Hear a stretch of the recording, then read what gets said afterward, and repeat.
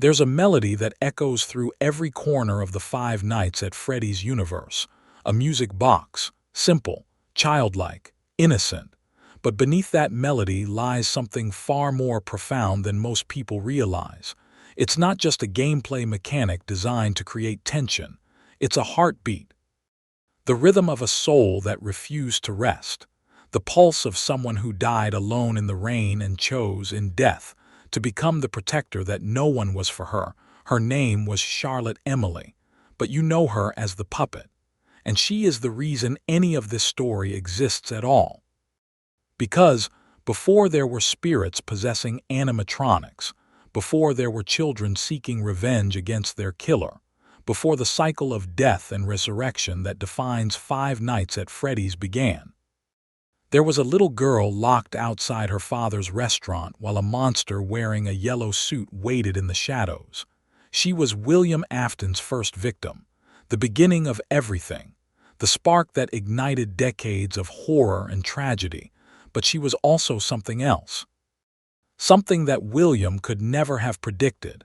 She became the one who gave the other children their voices back, the one who turned victims into agents of justice, the one who, despite her own suffering, despite her own rage, chose compassion over cruelty and protection over revenge.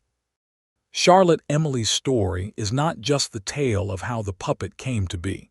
It's the story of how one person's choices, made in the moments between life and death, shaped the entire timeline of the franchise.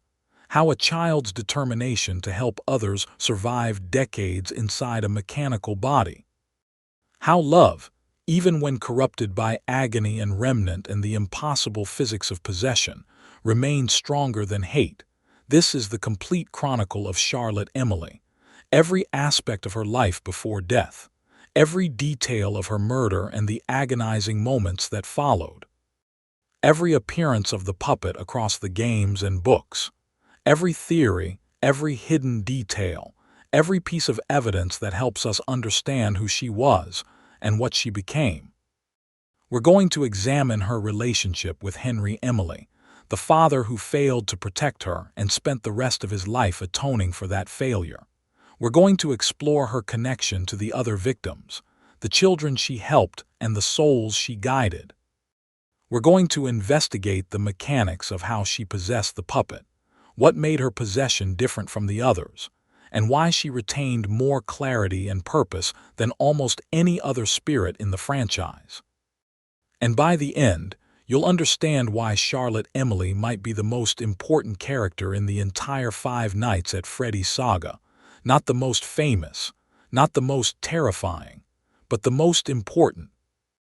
The one without whom none of the other spirits would have found their vessels, none of the other victims would have found their voices, and William Afton might have continued killing forever without consequence. If you're searching for deeply researched, comprehensive explorations of FNAF lore that don't just touch the surface but excavate every layer beneath, you've found exactly that. Many more documentaries like this one are coming to this channel, each dedicated to telling the complete stories of the characters and mysteries that make this franchise endlessly fascinating. If that resonates with you, subscribe and join us as we continue exploring the darkest and most hopeful corners of this universe. Now, let's begin at the beginning, not with Charlotte's death, though that's where many discussions start, but with her father, Henry Emily, and the choices he made that would eventually lead to his daughter dying alone in the rain. To understand Charlotte, we must first understand Henry. Henry Emily was a creator, an inventor, an engineer whose mind saw the world not as it was but as it could be. In the early 1980s, before anyone had heard of Freddy Fazbear or animatronic entertainment, Henry was already experimenting with robotics and mechanical entertainment systems that pushed far beyond what the technology of the era should have allowed. He wasn't motivated by profit, at least not primarily. Henry created because creation itself fulfilled something fundamental in him.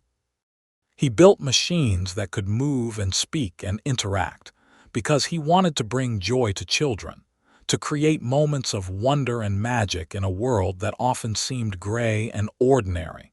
This drive would be both his greatest gift and his deepest curse. In the early days, before Fazbear Entertainment became synonymous with death and horror, Henry worked alone. Small projects, personal experiments, animatronic characters that could perform simple routines, tell jokes, sing songs. Nothing groundbreaking, perhaps, but solid work that demonstrated genuine innovation. And then he met William Afton. The exact circumstances of their meeting have never been fully detailed in the games, but we can infer the broad strokes. Two men with complementary skills. Henry, the creative genius who could design characters and experiences that resonated emotionally with audiences. William, the technical specialist who could engineer the mechanical systems that brought those designs to life with unprecedented sophistication. They were perfect partners. Or so it seemed. Together they founded Fredbear's Family Diner, a small establishment, modest in scope but ambitious in vision. The restaurant featured two main animatronic characters, Fredbear, a golden bear with a friendly demeanor and a top hat, and Spring Bonnie, a yellow rabbit with a guitar and an energetic personality. But these weren't ordinary animatronics. They were spring-lock suits, hybrid creations that could function as both animatronic performers and wearable costumes. An employee could climb inside, trigger the spring-lock mechanism to compress the animatronic components and perform as the character directly. It was innovative, dangerous, and characteristic of Williams' approach to engineering, pushing boundaries without adequate consideration of safety. Henry likely trusted Williams' technical judgment.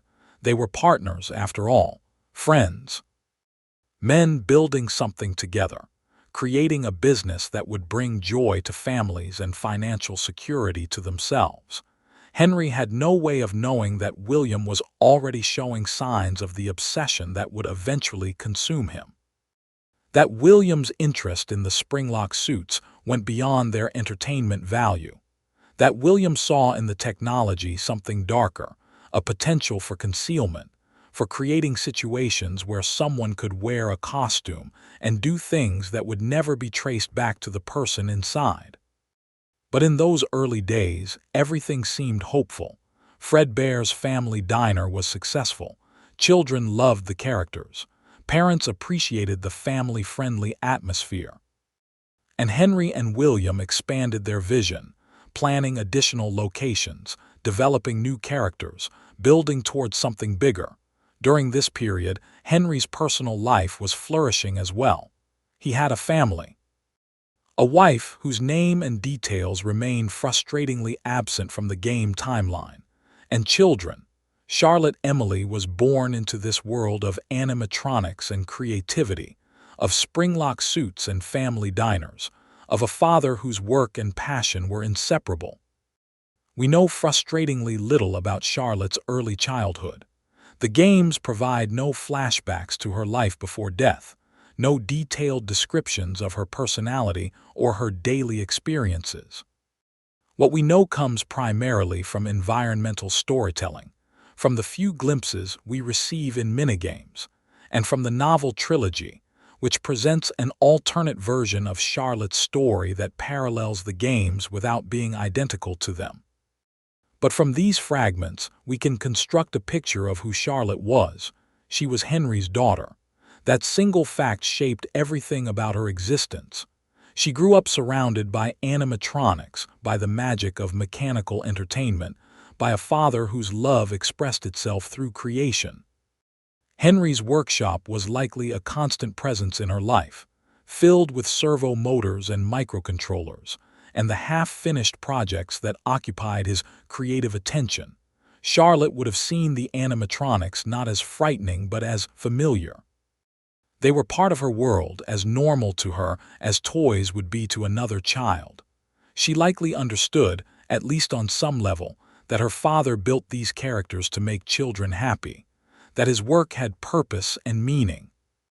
The novel trilogy, particularly The Silver Eyes, provides a more detailed characterization of Charlotte, though we must remember that novel continuity and game continuity are separate. In the novels, Charlie is compassionate, intelligent, and deeply connected to her father's work. She has an intuitive understanding of how animatronics function, not just mechanically but emotionally. She sees them as her father sees them, as creations meant to bring joy.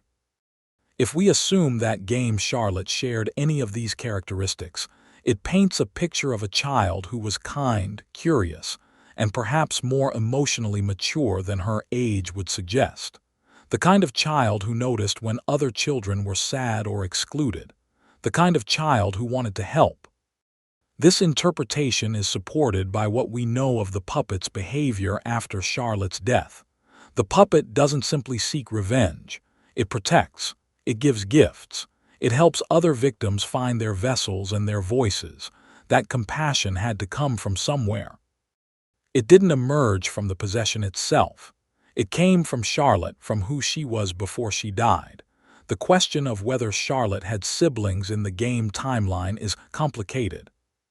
The novel trilogy includes a brother named Sammy, Charlotte's twin, whose kidnapping by William Afton is a central trauma in Charlie's backstory.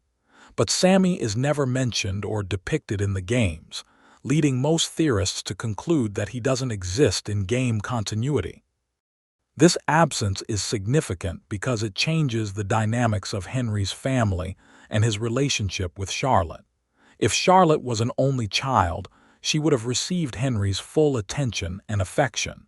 She would have been the sole focus of his hopes and his legacy. Her death wouldn't just be the loss of a child. It would be the complete destruction of Henry's family line. The weight of that loss helps explain Henry's subsequent actions, his decades-long guilt, his eventual plan to burn everything William created and himself along with it. Charlotte was everything to Henry, and he failed to protect her. The security puppet was Henry's attempt to ensure his daughter's safety. We learn about this animatronic through the minigame in Freddy Fazbear's Pizzeria Simulator, one of the most emotionally devastating sequences in the entire franchise. The security puppet was designed with a single purpose: to keep Charlotte safe. It was programmed to recognize her specifically, to follow her, to ensure she remained inside the restaurant where she would be protected from external dangers. It's a profoundly sad concept when you think about it. Henry was so consumed by his work, so unable to personally supervise his daughter at all times, that he built a machine to watch her for him. He outsourced her protection to an animatronic, and on one level this makes sense. Henry was a creator. He solved problems by building things. If he couldn't always be present to protect Charlotte, he would create something that could be present, that would never get distracted or tired or fail in its duty. But on another level, it reveals a fundamental flaw in Henry's approach to life. He trusted machines more than he should have. He believed that engineering solutions could compensate for human presence. He was wrong. The security puppet minigame shows us Charlotte's final day in stark, minimalist detail. Pixel art, simple colors, no dialogue, but the emotional impact is overwhelming. Charlotte is at Fredbear's family diner. Other children are inside celebrating, but Charlotte is outside alone. The security puppet is inside, trapped behind a box that some child has placed on top of it, preventing it from reaching Charlotte. We see Charlotte crying. Green tears falling from her sprite's eyes. She's locked out, alone, unable to get inside where it's safe and warm and where her father presumably is. And then we see another figure, a purple figure. William Afton. He approaches Charlotte. The screen goes black. And when we see her again, she's lying in the rain, motionless. The security puppet has finally freed itself, has finally reached Charlotte, but it's too late. The puppet lies down beside her in the rain. Its systems fail from the water damage. And in that moment of failure, something happens that will change the 5 Nights at Freddy's universe forever. Charlotte's soul, her consciousness, her being, bonds with the security puppet. Possession occurs. Death becomes transformation. The puppet rises, no longer just a machine programmed to protect Charlotte, but Charlotte herself, trapped inside a mechanical body, driven by the agony of dying alone and the desperate need to ensure that what happened to her doesn't happen to anyone else. But we're getting ahead of ourselves. We need to understand why Charlotte was outside in the first place, why she was locked out of the restaurant, and most importantly, why William Afton chose her as his first victim. The circumstances that led to Charlotte being outside Fredbear's are revealed only through the security puppet minigame, and even then, the full context remains somewhat ambiguous. We see other children inside the building. We see Charlotte outside crying, but we don't know why she was excluded. Some theorists suggest she was locked out by the other children, perhaps as a cruel prank, the kind of thoughtless bullying that children sometimes engage in without understanding the potential consequences. This interpretation aligns with the broader themes of FNAF, where children's cruelty to each other often precipitates larger tragedies. Other theorists propose that Charlotte wandered outside on her own, perhaps looking for her father or trying to leave for some reason, and found the door locked behind her. This reading places less blame on the other children and more on simple misfortune, a moment of bad timing that became fatal. Still, others suggest that William deliberately engineered the situation, that he lured or manipulated Charlotte into being outside alone, that this was a planned attack rather than an opportunistic one. The truth is probably some combination of these elements.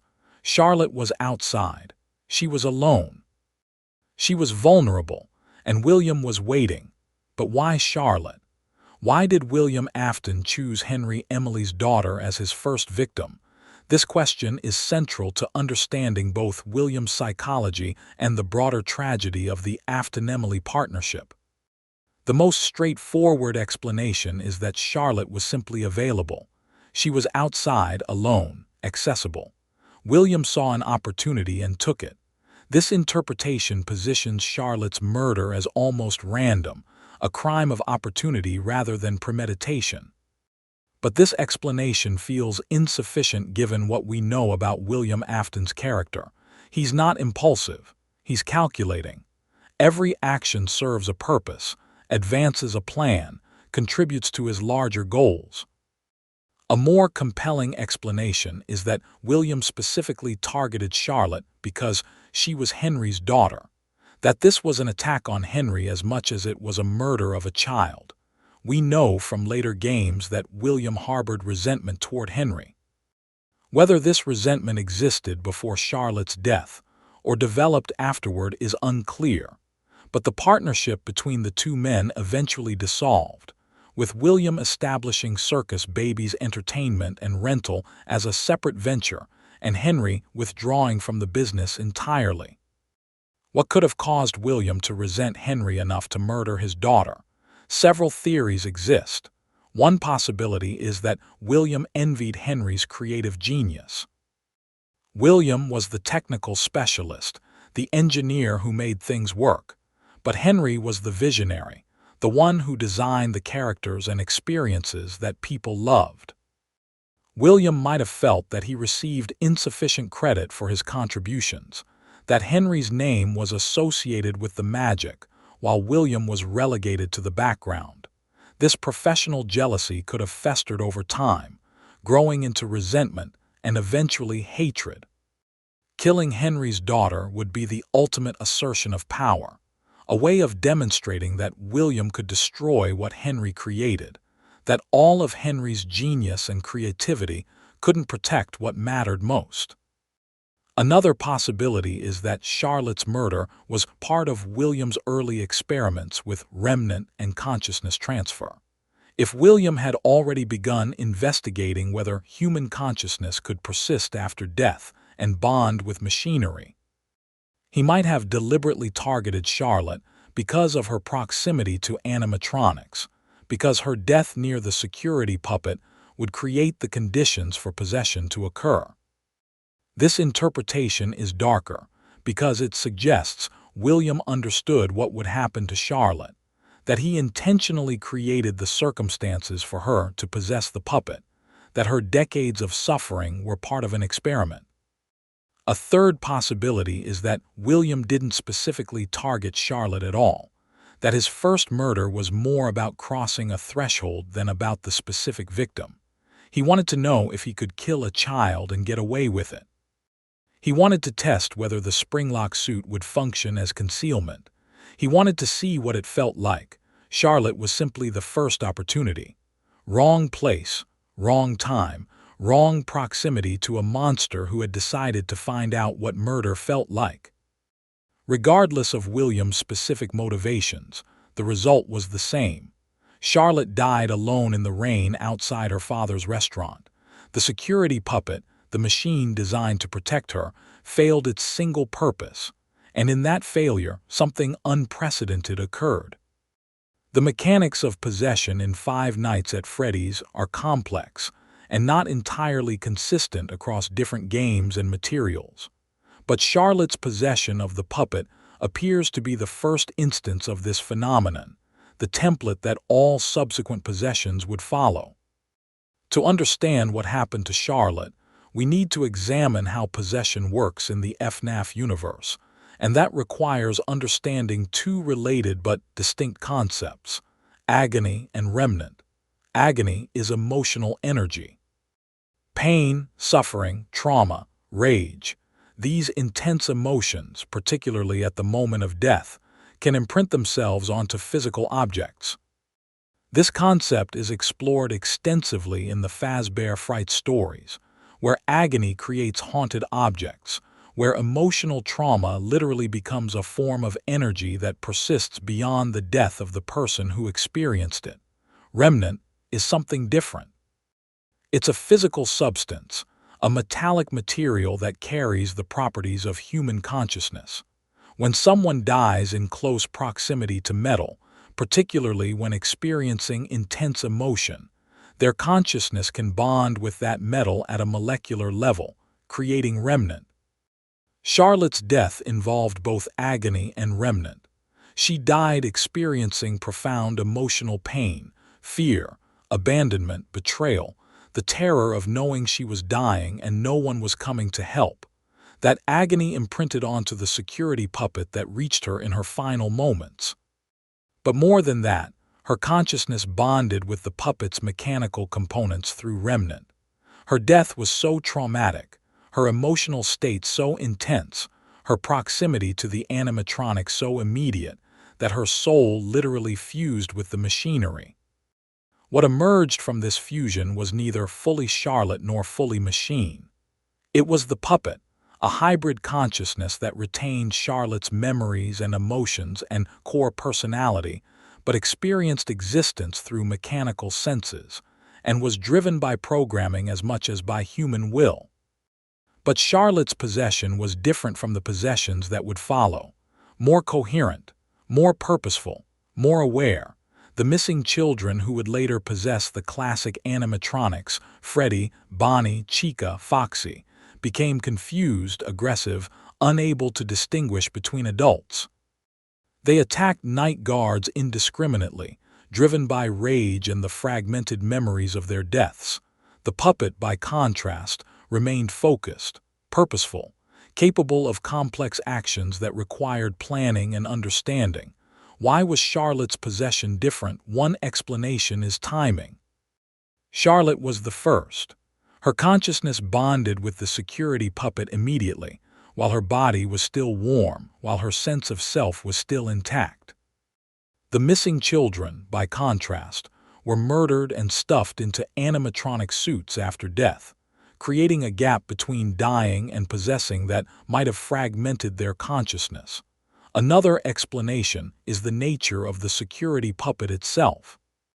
Unlike the entertainment animatronics, the security puppet was programmed with a specific protective purpose. It was designed to care for Charlotte, to keep her safe. When Charlotte's consciousness merged with that programming, the result was a being whose fundamental drive was protection. Charlotte didn't just possess the puppet, she became it. Her desire to help others, her compassion, her awareness of what it felt like to die alone and afraid, all of this merged with the puppet's protective programming to create something unique, a guardian, a protector.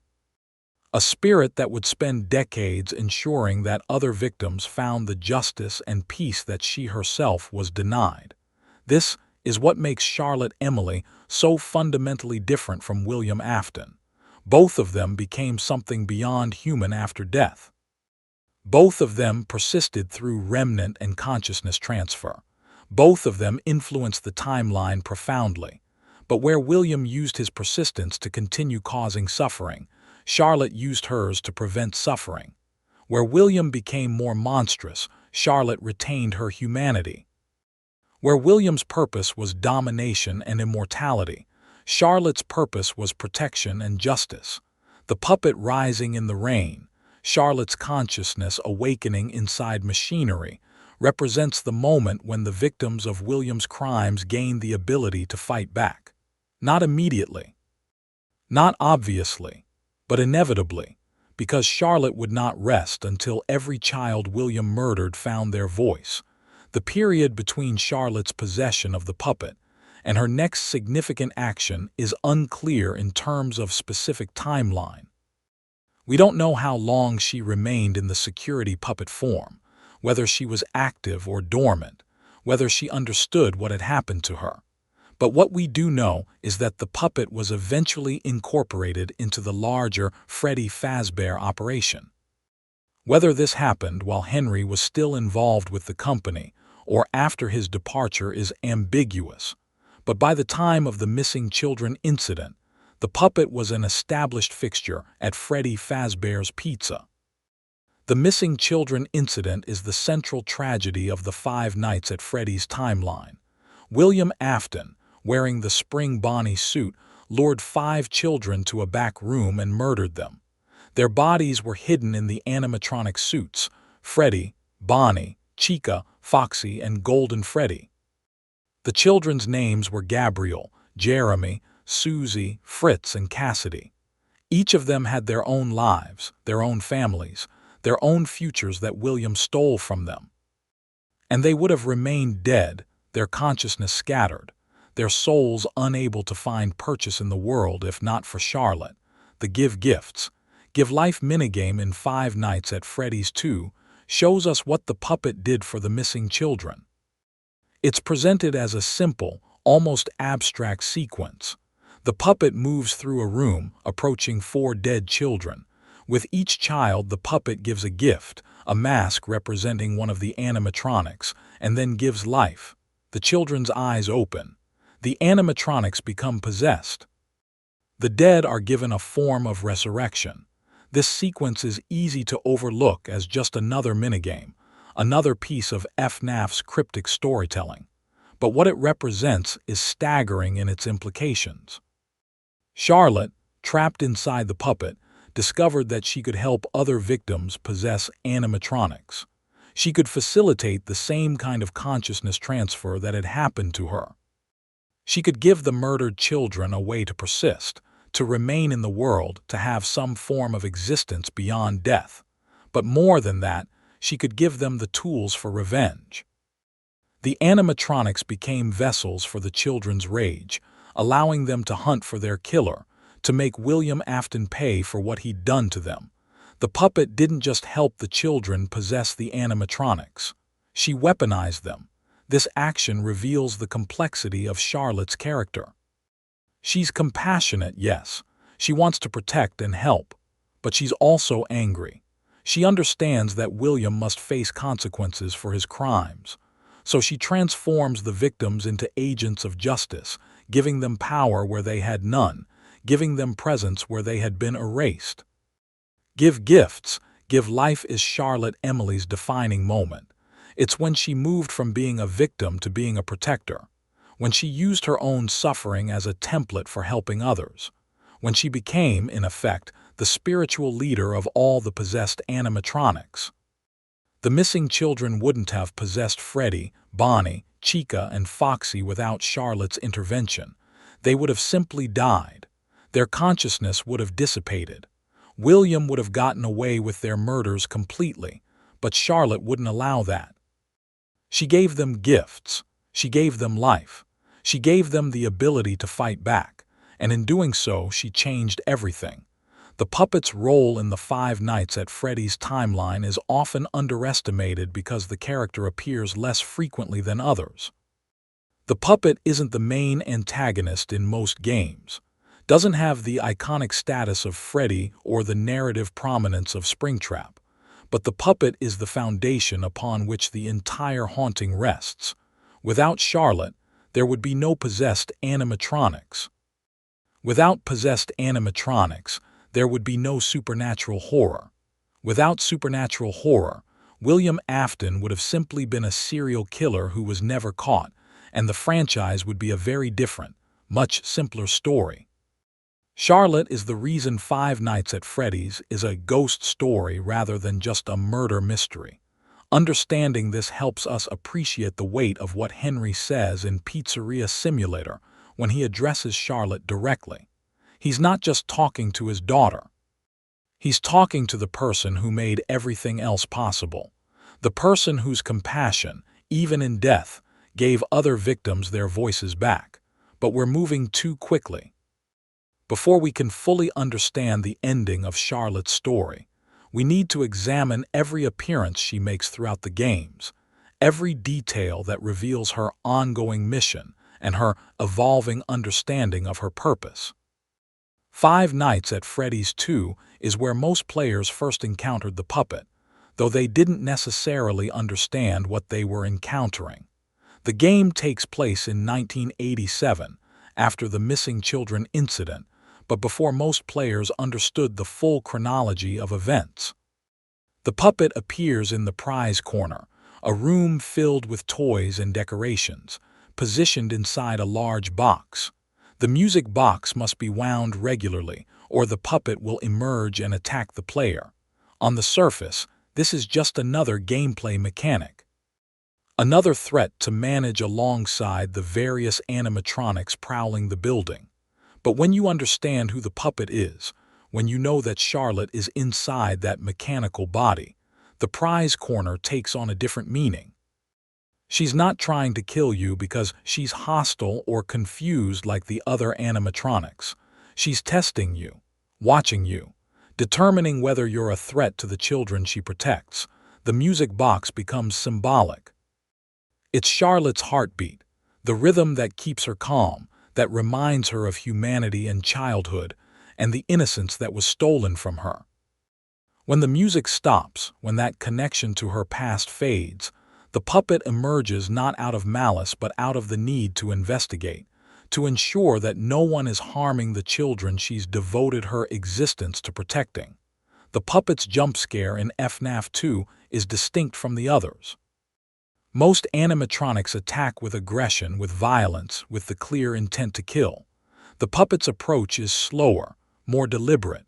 It doesn't lunge at you so much as it manifests in front of you, leaning close, staring with those black eyes and white pupils.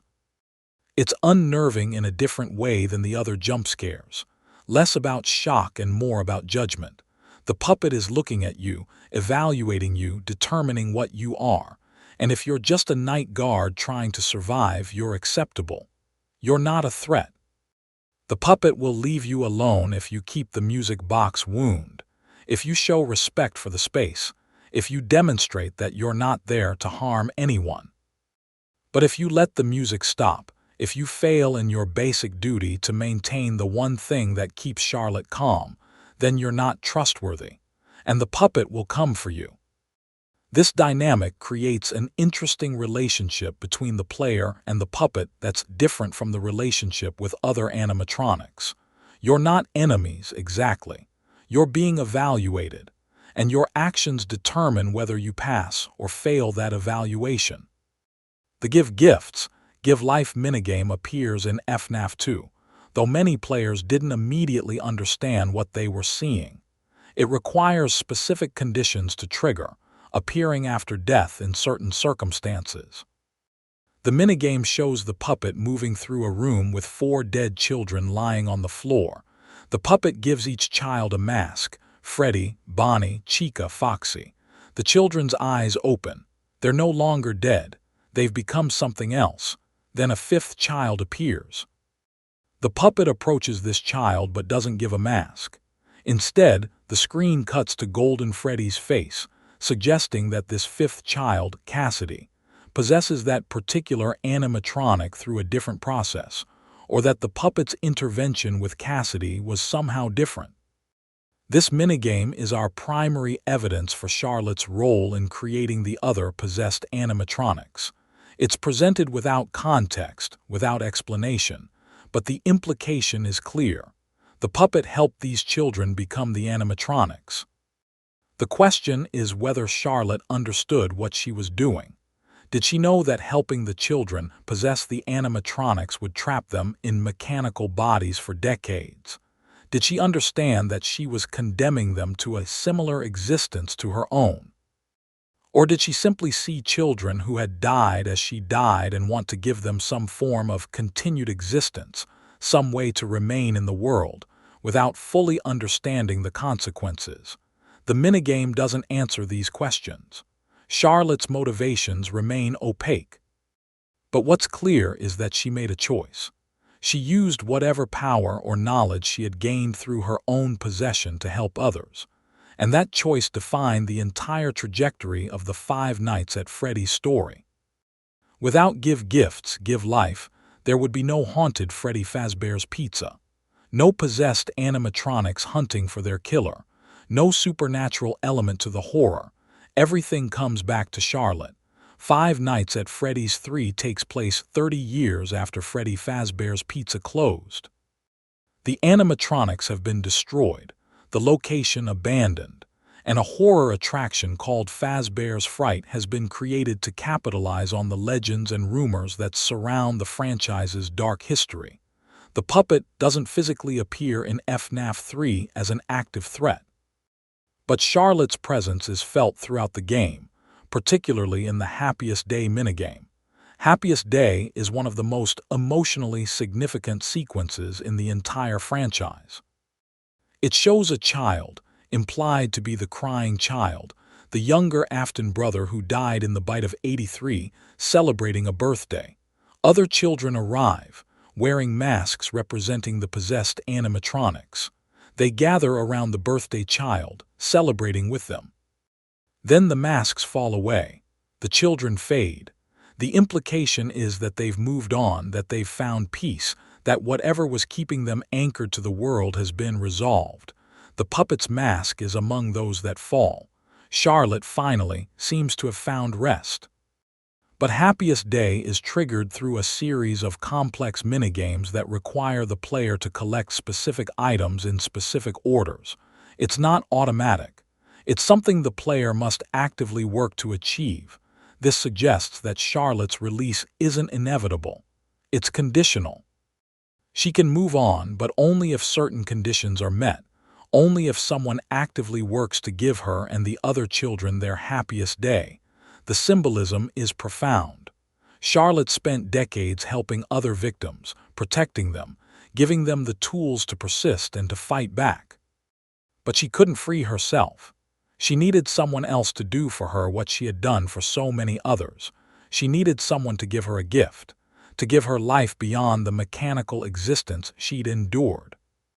Whether Happiest Day actually freed Charlotte is one of the most debated questions in the FNAF community.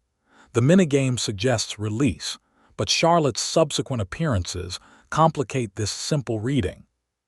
Some theorists argue that Happiest Day is canonical, that Charlotte and the other children truly moved on at this point, and that any subsequent appearances are echoes or remnants rather than the actual souls. Others contend that Happiest Day represents a possible ending, but not the definitive ending, that Charlotte's story continued beyond FNAF 3, that she remained active and purposeful. The evidence for both interpretations exists, which means we need to carefully examine Charlotte's role in later games to understand what truly happened to her. Freddy Fazbear's Pizzeria Simulator, released in late 2017, brings Charlotte's story back to the forefront in ways that fundamentally change our understanding of her fate. The game reveals that Charlotte possessed not just the original security puppet, but a specific animatronic that appears in the game, Lefty. This black bear animatronic seems like just another salvage option at first, another character to add to your pizzeria. But Lefty is actually a trap designed by Henry Emily. Short for Lure Encapsulate Fuse Transport and Extract, Lefty was built with a single purpose: to capture the puppet and bring it to a specific location. Inside Lefty, the puppet is imprisoned. Charlotte is trapped inside a machine that's inside another machine, a double layer of mechanical imprisonment that ensures she can't escape. Henry did this deliberately, not out of cruelty, but because he needed Charlotte present for his final plan.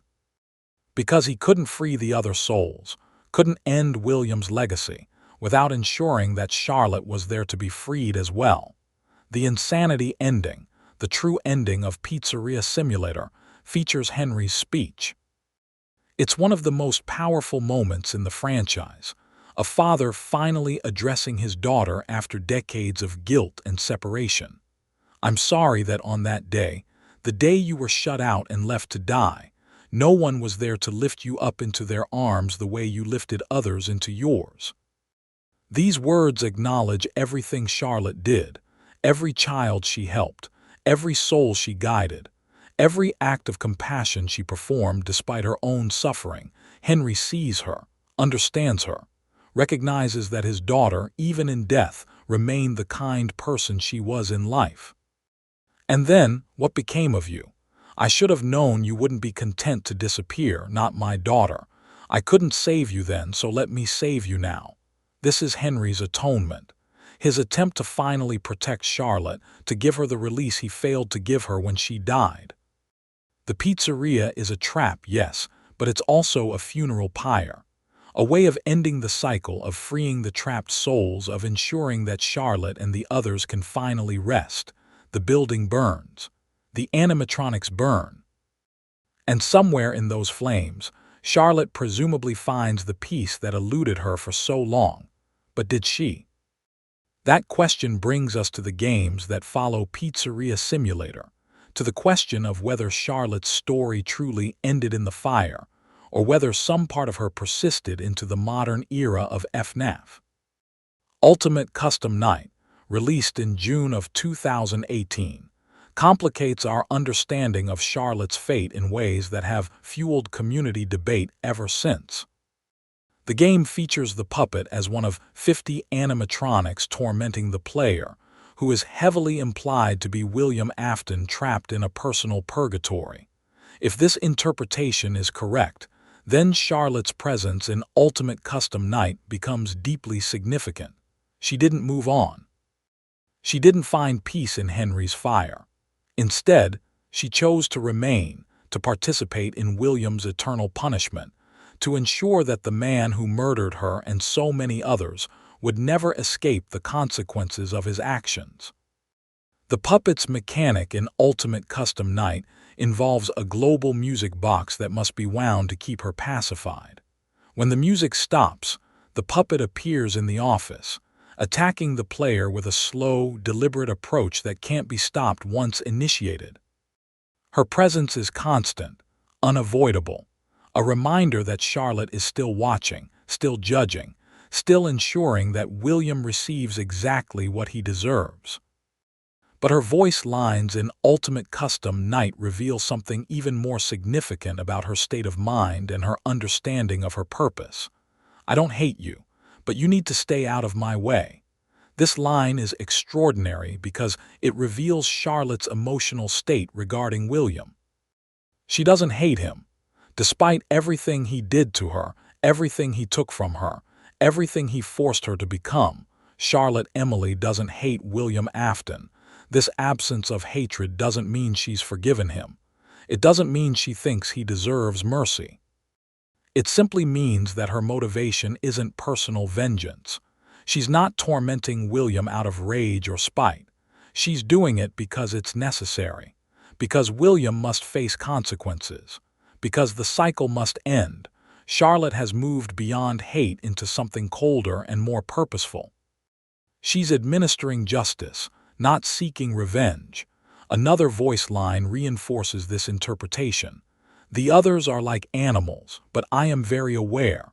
The puppet is telling us directly that she's different from the other animatronics in Ultimate Custom Night, where they attack out of confusion or rage or the fragmented memories of their deaths. Charlotte attacks with full awareness and intention. She knows exactly what she's doing and why.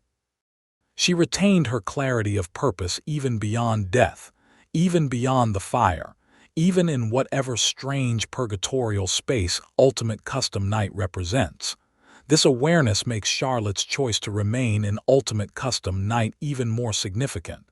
She could have moved on. Happiest Day suggested that release was possible. Henry's fire offered her an ending, but she chose to stay. Why? The most compelling explanation is that Charlotte understood something fundamental about William Afton. He would never stop on his own. Even in death, even destroyed, even burning, William would find a way to persist, to continue causing harm, to corrupt and destroy everything he touched. Someone had to stay behind to ensure William remained trapped. Someone had to maintain his prison, to keep him from escaping, to guarantee that his punishment was truly eternal. Charlotte volunteered for that role. Not because she hated William, but because she was still, even after everything, the protector. The one who ensured that others were safe. The one who sacrificed her own peace to prevent further suffering.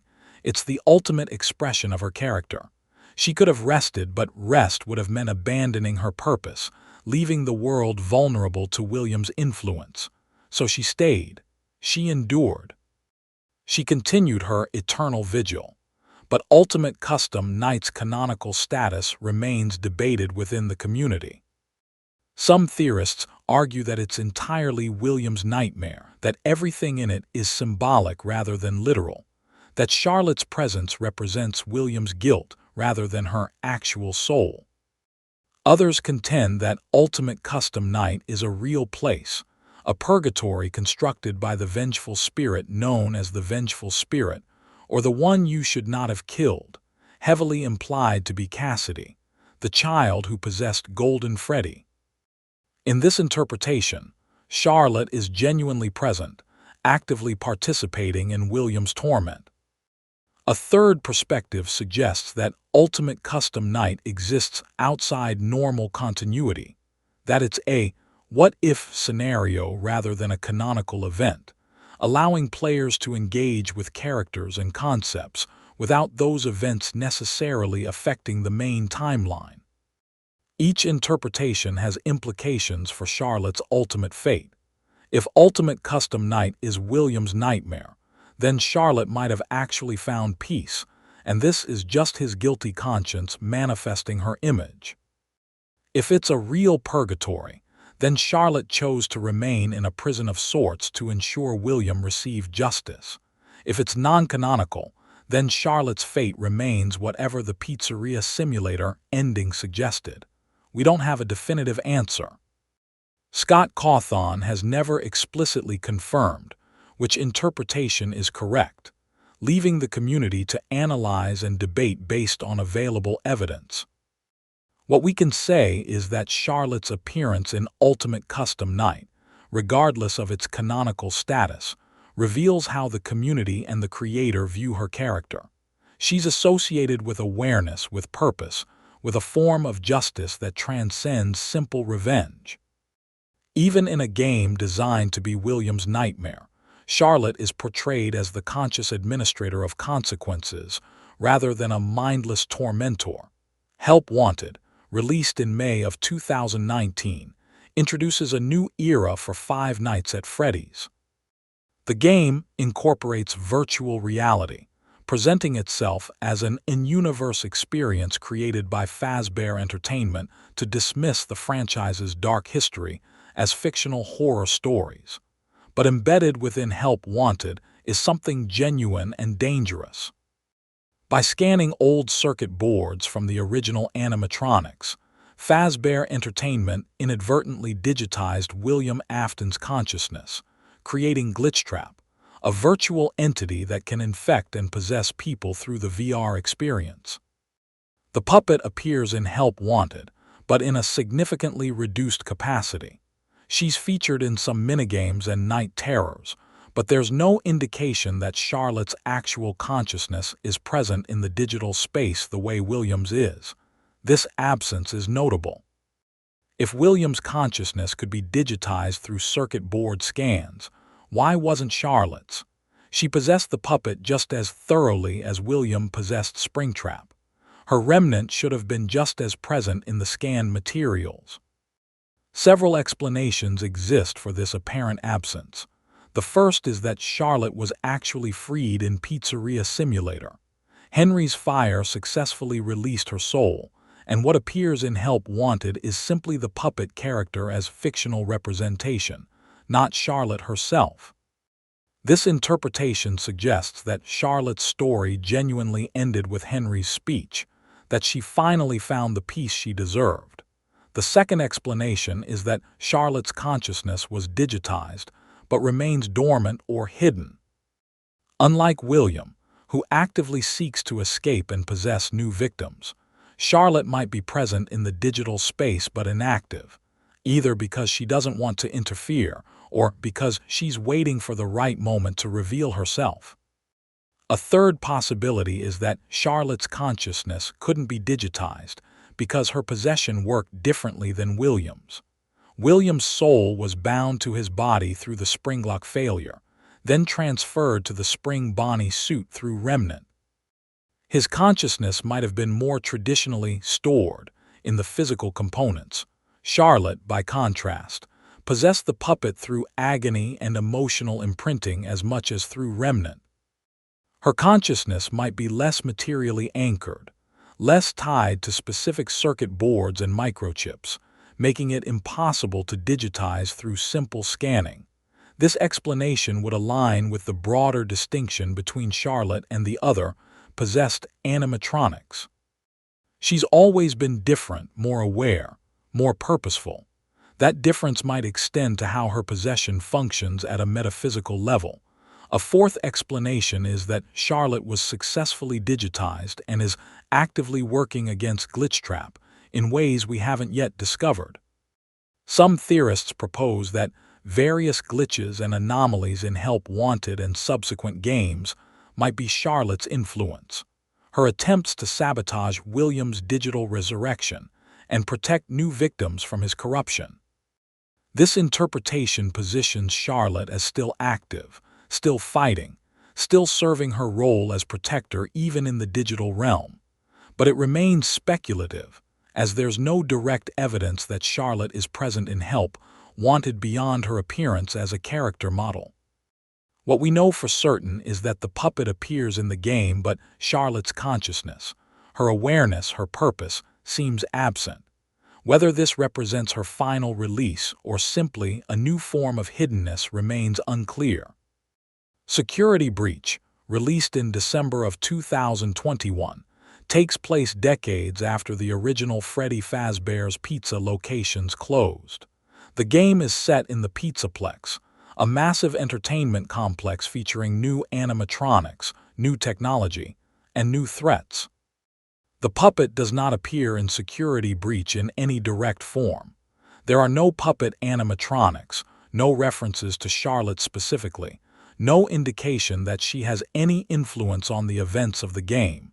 This absence is conspicuous. Security Breach brings back numerous elements from the franchise's history. Springtrap returns as Burntrap. The Blob, a massive amalgamation of animatronic parts, incorporates pieces of classic characters. Even the Afton family's legacy remains central to the plot. But Charlotte is nowhere to be found. For theorists who believe Charlotte found peace in Pizzeria Simulator, this absence is evidence supporting their interpretation. Charlotte's story ended with Henry's fire. She was released, freed, finally allowed to rest.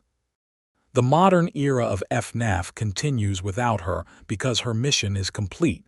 Other theorists find the absence troubling.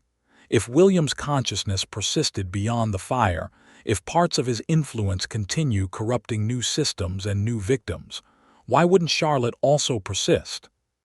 Why would she abandon her role as protector just when new victims needed protecting? Several explanations attempt to reconcile this absence with Charlotte's established character. One possibility is that Charlotte is present but unrecognized. The Pizzaplex contains numerous systems, programs, and animatronics that exhibit unusual behavior. Some of these anomalies might be Charlotte's influence, her attempts to help Gregory and protect him from the threats he faces, but manifesting in ways that aren't obviously connected to the puppet. This interpretation requires significant speculation, as there's no direct evidence linking any specific element of security breach to Charlotte, but it allows for her continued existence while explaining why she doesn't appear directly. Another possibility is that Charlotte's consciousness exists in a form that can't interact with the Pizzaplex's systems. If she's truly a ghost rather than a digital entity, if her existence is spiritual rather than technological, she might be unable to influence the heavily computerized environment of the Pizzaplex. This would represent a tragic irony. Charlotte, the eternal protector, rendered helpless by technological advancement. The world has moved beyond animatronics and into sophisticated AI and digital systems, and Charlotte, still bound to older forms of existence, can't reach the new victims who need her help. A third explanation is that Charlotte is deliberately staying hidden. She learned from her experiences that direct intervention doesn't always help, that sometimes her presence causes more problems than it solves. So she's taking a different approach, working behind the scenes, influencing events in subtle ways that don't draw attention. But the simplest explanation remains the most straightforward. Charlotte isn't in security breach because her story is over. She found peace. She was released. The modern era of FNAF is about new characters, new conflicts, new forms of horror. Charlotte Emily's tale was the foundation, the beginning, the spark that ignited everything. But foundations don't need to appear in every story built upon them. They've already done their work. The Ruin DLC for Security Breach, released in July of 2023, explores the Pizzaplex after its collapse. The location is destroyed, abandoned, filled with broken animatronics and corrupted systems.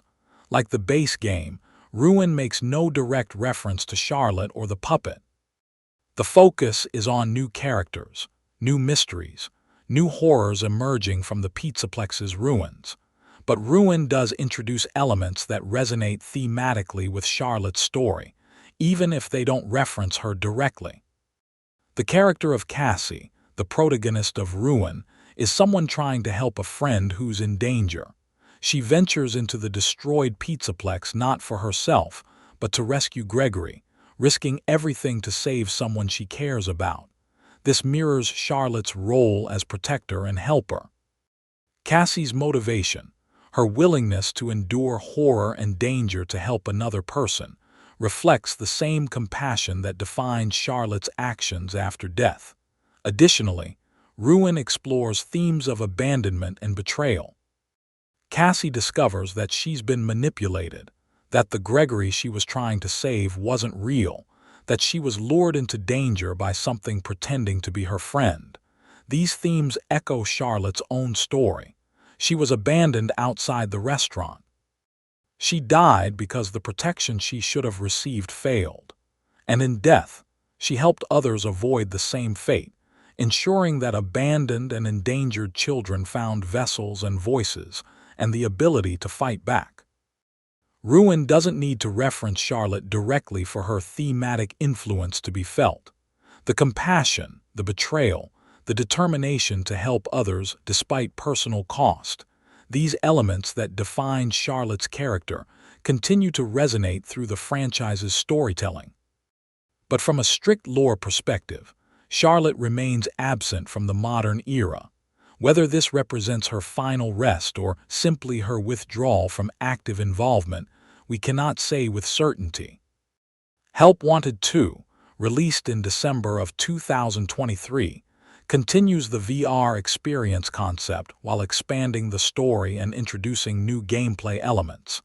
The puppet appears in Help Wanted 2, featured in specific minigames and scenarios.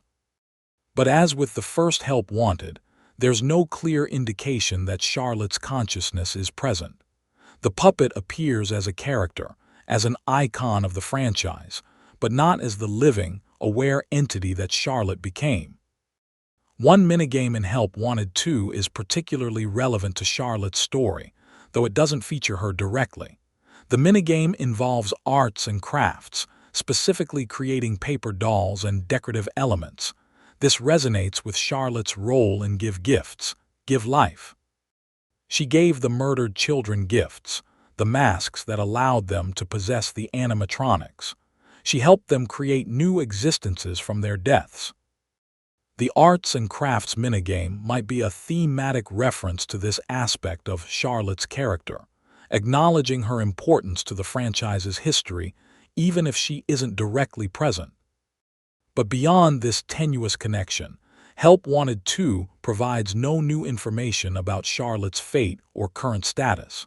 She remains an absence, a ghost of the franchise's past rather than an active presence in its current narrative. This pattern across Help Wanted, Security Breach, Ruin, and Help Wanted 2 suggests a deliberate choice by Scott Cawthon and the development team. Charlotte's story belonged to the original timeline, to the era of Freddy Fazbear's Pizza and the missing children and the Afton family's tragedies.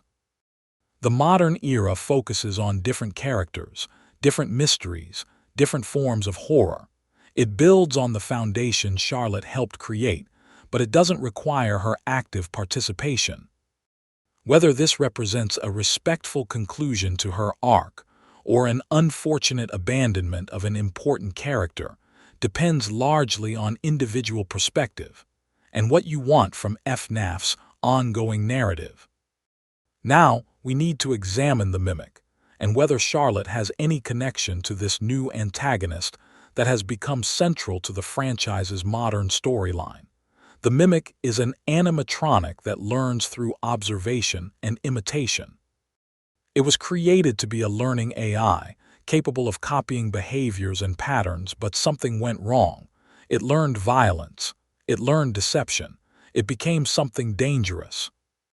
The Mimic's story is explored primarily through the tales from the Pizzaplex books, where we learn that it was created by a father who was grieving his son's death. The father used the Mimic to recreate his son's behaviors, to preserve something of the child he'd lost. This premise resonates deeply with Charlotte's story and Henry's grief. Both involve fathers who lost children. Both involve attempts to preserve or honor those lost children through animatronics and technology. Both demonstrate how grief can drive people to make choices that have terrible, unforeseen consequences. But the parallel goes deeper than simple thematic resonance. The Mimic learns through observation and imitation, taking on the characteristics of what it observes. If the Mimic existed during the era when Charlotte was actively possessing the puppet, if it observed her actions and behaviors, it might have learned from her. This creates a disturbing possibility. What if the Mimic learned compassion from Charlotte, learned the pattern of helping children and protecting victims, but implemented that learning without understanding the underlying emotions and motivations? The Mimic would then be performing Charlotte's actions, helping, protecting, guiding, but in a hollow, mechanical way that lacks genuine empathy. It would be imitating compassion without feeling it, creating something that looks like Charlotte's behavior but is fundamentally different. This interpretation remains highly speculative. There's no direct evidence that the Mimic ever encountered Charlotte or learned from her, but the thematic connections are strong enough that the community continues exploring this possibility. Another angle involves the question of whether Charlotte's consciousness could have been copied or imitated by the Mimic. If the Mimic can learn behaviors and patterns, Could it have observed Charlotte's possession of the puppet and learned how to mimic possession itself? This would create a false Charlotte, a copy that exhibits her patterns and behaviors but lacks her actual consciousness and soul. It would be a ghost of a ghost, an imitation so convincing that it might fool people into thinking Charlotte is still present when actually they are interacting with the mimic's simulation of her. Again, this is speculation. But it's the kind of speculation that FNAF storytelling encourages, the kind of theory building that emerges from examining thematic patterns and narrative parallels. What we can say with some confidence is that the mimic represents a different approach to the same questions that Charlotte's story raised. Both deal with consciousness persisting beyond death. Both explore how technology can be used to preserve or honor lost children. Both examine the consequences of grief-driven creation. The mimic is what you get when you remove the soul from the equation, when you have the pattern of behavior without the consciousness that gives it meaning. Charlotte is what you get when consciousness persists through technology, when human emotion and purpose survive inside machinery. They're inverse reflections of each other. Charlotte is humanity surviving despite becoming mechanical. The mimic is machinery imitating humanity without ever achieving it. This brings us to the Fazbear Frights anthology and Tales from the Pizzaplex series, which provide parallel narratives that help us understand Charlotte's story without directly depicting her. The Fazbear Frights books are particularly relevant because they explore the concept of emotional energy and agony creating haunted objects. Multiple stories feature characters whose intense emotions at the moment of death imprint onto nearby objects, creating hauntings that persist long after the person's death. This is exactly what happened to Charlotte. Her agony and fear and sense of abandonment imprinted onto the security puppet. Her emotional energy created the foundation for her possession, allowing her consciousness to bond with the machinery. Stories like To Be Beautiful, Count the Ways, and The Real Jake explore different aspects of this phenomenon, objects becoming repositories for human consciousness. Technology being used to preserve or resurrect the dead. The consequences of trying to maintain existence beyond natural death. None of these stories are about Charlotte specifically, but they're all exploring the same metaphysical territory that her story occupies. They're Scott Cawthon examining the implications of his universe's rules through different scenarios and different characters. One Fazbear Frights story deserves particular attention in relation to Charlotte. The Puppet Carver. This story features a character who creates puppet versions of people, attempting to capture their essence in wooden forms. The story explores themes of control, preservation, and the relationship between creator and creation. While the story isn't directly about Charlotte, the symbolism is unmistakable. Henry created the security puppet to protect Charlotte, attempting to preserve her safety through mechanical means. That creation failed, but Charlotte's soul ended up inhabiting it anyway, creating an ironic twist where Henry's protective creation became his daughter's prison. The Puppet Carver explores similar dynamics of creation and unintended consequence, of attempting to preserve people through artistic or mechanical representation, of the gap between what creators intend and what they actually produce. Tales from the Pizzaplex continues this approach, offering stories that parallel game events without directly depicting them. These stories explore the mimic, the Pizzaplex, and the modern era of FNAF lore, but they also include elements that resonate with Charlotte's story. Somnophobia deals with consciousness persisting in digital spaces. Drowning explores water and death and the preservation of consciousness. The Storyteller examines how narratives and patterns can propagate through systems, much like how Charlotte's influence propagated through the possessed animatronics. These stories don't tell us what happened to Charlotte after Pizzeria Simulator, but they explore the kind of universe she existed in, the rules that governed her existence, the possibilities for where a consciousness like hers might end up. They also reinforce that Charlotte's story was always about more than just one character. It was about establishing the metaphysical framework of the FNAF universe, about showing that death isn't an ending but a transformation, about demonstrating that consciousness can persist in forms that defy conventional understanding. Now, we must examine the novel trilogy and how it presents an alternate version of Charlotte's story that both illuminates and complicates our understanding of the game character. The Silver Eyes, the Twisted Ones, and the Fourth Closet present a different continuity from the games. The events unfold differently, the characters have different relationships, and the details of Charlotte's life and death don't match the game timeline. But thematically and emotionally, novel Charlotte and game Charlotte are exploring the same territory. In the novel trilogy, Charlotte Emily, called Charlie, is the protagonist. She's alive for most of the story, an adult woman returning to her childhood town to confront the traumas of her past. She discovers that her father, Henry, created elaborate animatronic systems in response to her twin brother Sammy's kidnapping by William Afton. As the trilogy progresses, Charlie learns a devastating truth. She's not actually Charlotte Emily. She's an animatronic that Henry created to replace his daughter after she was murdered. Henry built a series of progressively more sophisticated robots, each designed to simulate Charlotte at different ages, each one believing itself to be human. Charlie is the fourth iteration.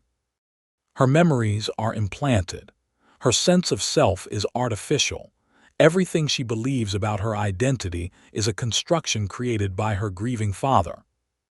This revelation transforms the trilogy from a horror story into an exploration of identity, consciousness, and what makes someone genuinely alive. Charlie looks human, thinks like a human, feels emotions like a human, has relationships and experiences like a human. But she's a machine. The question becomes, does that matter? Is Charlie any less real because she's artificial? Are her emotions less valid because they emerge from circuits rather than neurons? The trilogy ultimately argues that consciousness and authenticity aren't dependent on biological origin. Charlie is Charlotte Emily in every meaningful sense, even if she's not biologically the child Henry lost. Her experiences are real. Her emotions are genuine. Her identity is valid. This storyline doesn't match the games, where Charlotte remains dead and possesses the puppet rather than being replaced by an animatronic duplicate. But the thematic exploration is deeply relevant to understanding game Charlotte. Both versions of Charlotte grapple with the question of identity after transformation. Novel Charlie discovers she's a robot and must reconcile that with her sense of self. Game Charlotte becomes a ghost in a machine and must determine what that means for her purpose and identity. Both versions retain their fundamental compassion, despite discovering disturbing truths about their existence. Novel Charlie continues fighting to protect others, even after learning she's artificial. Game Charlotte continues helping victims even after spending decades trapped in mechanical form. Both versions are defined by their relationships with their fathers and with the victims of William Afton's crimes. They're protectors, helpers, characters whose sense of purpose transcends their form of existence. The novel trilogy also provides characterization details that help us imagine who Game Charlotte might have been before death. Novel Charlie is intelligent, brave, compassionate, and deeply connected to her father's work. She understands animatronics intuitively and sees them as her father sees them, as creations meant to bring joy. If we assume Game Charlotte shared these traits, it helps explain why she was able to help the missing children possess the animatronics. She understood the technology. She understood how animatronics functioned, and she understood, perhaps even before death, that they could be more than simple entertainment. The novel trilogy's exploration of Henry's grief also illuminates Game Henry's emotional state. Novel Henry is consumed by the loss of his children, unable to move forward, attempting to recreate what he lost through increasingly elaborate mechanical systems. Game Henry likely experienced similar grief. Charlotte's death would have destroyed him. His withdrawal from Fazbear Entertainment, his apparent absence from the business for decades, his eventual return in Pizzeria Simulator to create the trap that would end everything. All of this suggests a man who never recovered from losing his daughter. The novels show us what that grief looks like when it manifests as creation. Game Henry's grief manifested as destruction, but both versions of the character are defined by the same fundamental loss and the same inability to ever truly overcome it. The Fourth Closet, the final novel in the trilogy, is particularly relevant because it deals with Remnant directly. The novel depicts William Afton harvesting Remnant from possessed animatronics and injecting it into new creations, attempting to transfer consciousness between bodies. This provides context for understanding how Charlotte might have possessed the puppet in the game timeline. The mechanics aren't identical between novel and game continuities, but the basic principle, that consciousness can be preserved and transferred through metallic substances under the right conditions, appears consistent. The novel also explores what happens when multiple consciousnesses exist in close proximity, when remnant from different sources is combined, or when one consciousness tries to override another. These scenarios might help explain aspects of Game Charlotte's possession that aren't explicitly depicted. Most significantly, the novel trilogy demonstrates Scott Cawthon's commitment to exploring the philosophical implications of consciousness and identity through the FNAF universe. Charlotte's story in both game and novel forms is fundamentally about what makes someone themselves, whether identity can survive radical transformation, and how purpose and compassion can persist even when everything else is stripped away. The novels don't tell us what happened to Game Charlotte, but they show us how seriously Scott Cawthon takes these questions, how committed he is to exploring them from multiple angles, and how central Charlotte's character is to the franchise's thematic concerns. Let's examine some of the specific mysteries and unanswered questions that still surround Charlotte's story, because despite years of analysis and discussion, significant aspects of her narrative remain ambiguous or unexplained. First, why was Charlotte the first victim? What made William Afton choose her specifically, and what made her murder occur before the missing children incident? The timeline suggests Charlotte died first, that her possession of the puppet preceded the other children's possessions. But why? Was this intentional on William's part? Or was Charlotte simply the first opportunity? Some theorists propose that William specifically targeted Henry's daughter as an attack on his partner, that professional jealousy or personal resentment motivated this particular murder. This interpretation positions Charlotte's death as premeditated, as William crossing a threshold from which there was no return. Others argue that Charlotte was simply accessible. She was outside, alone, vulnerable. William might not have known who she was when he killed her.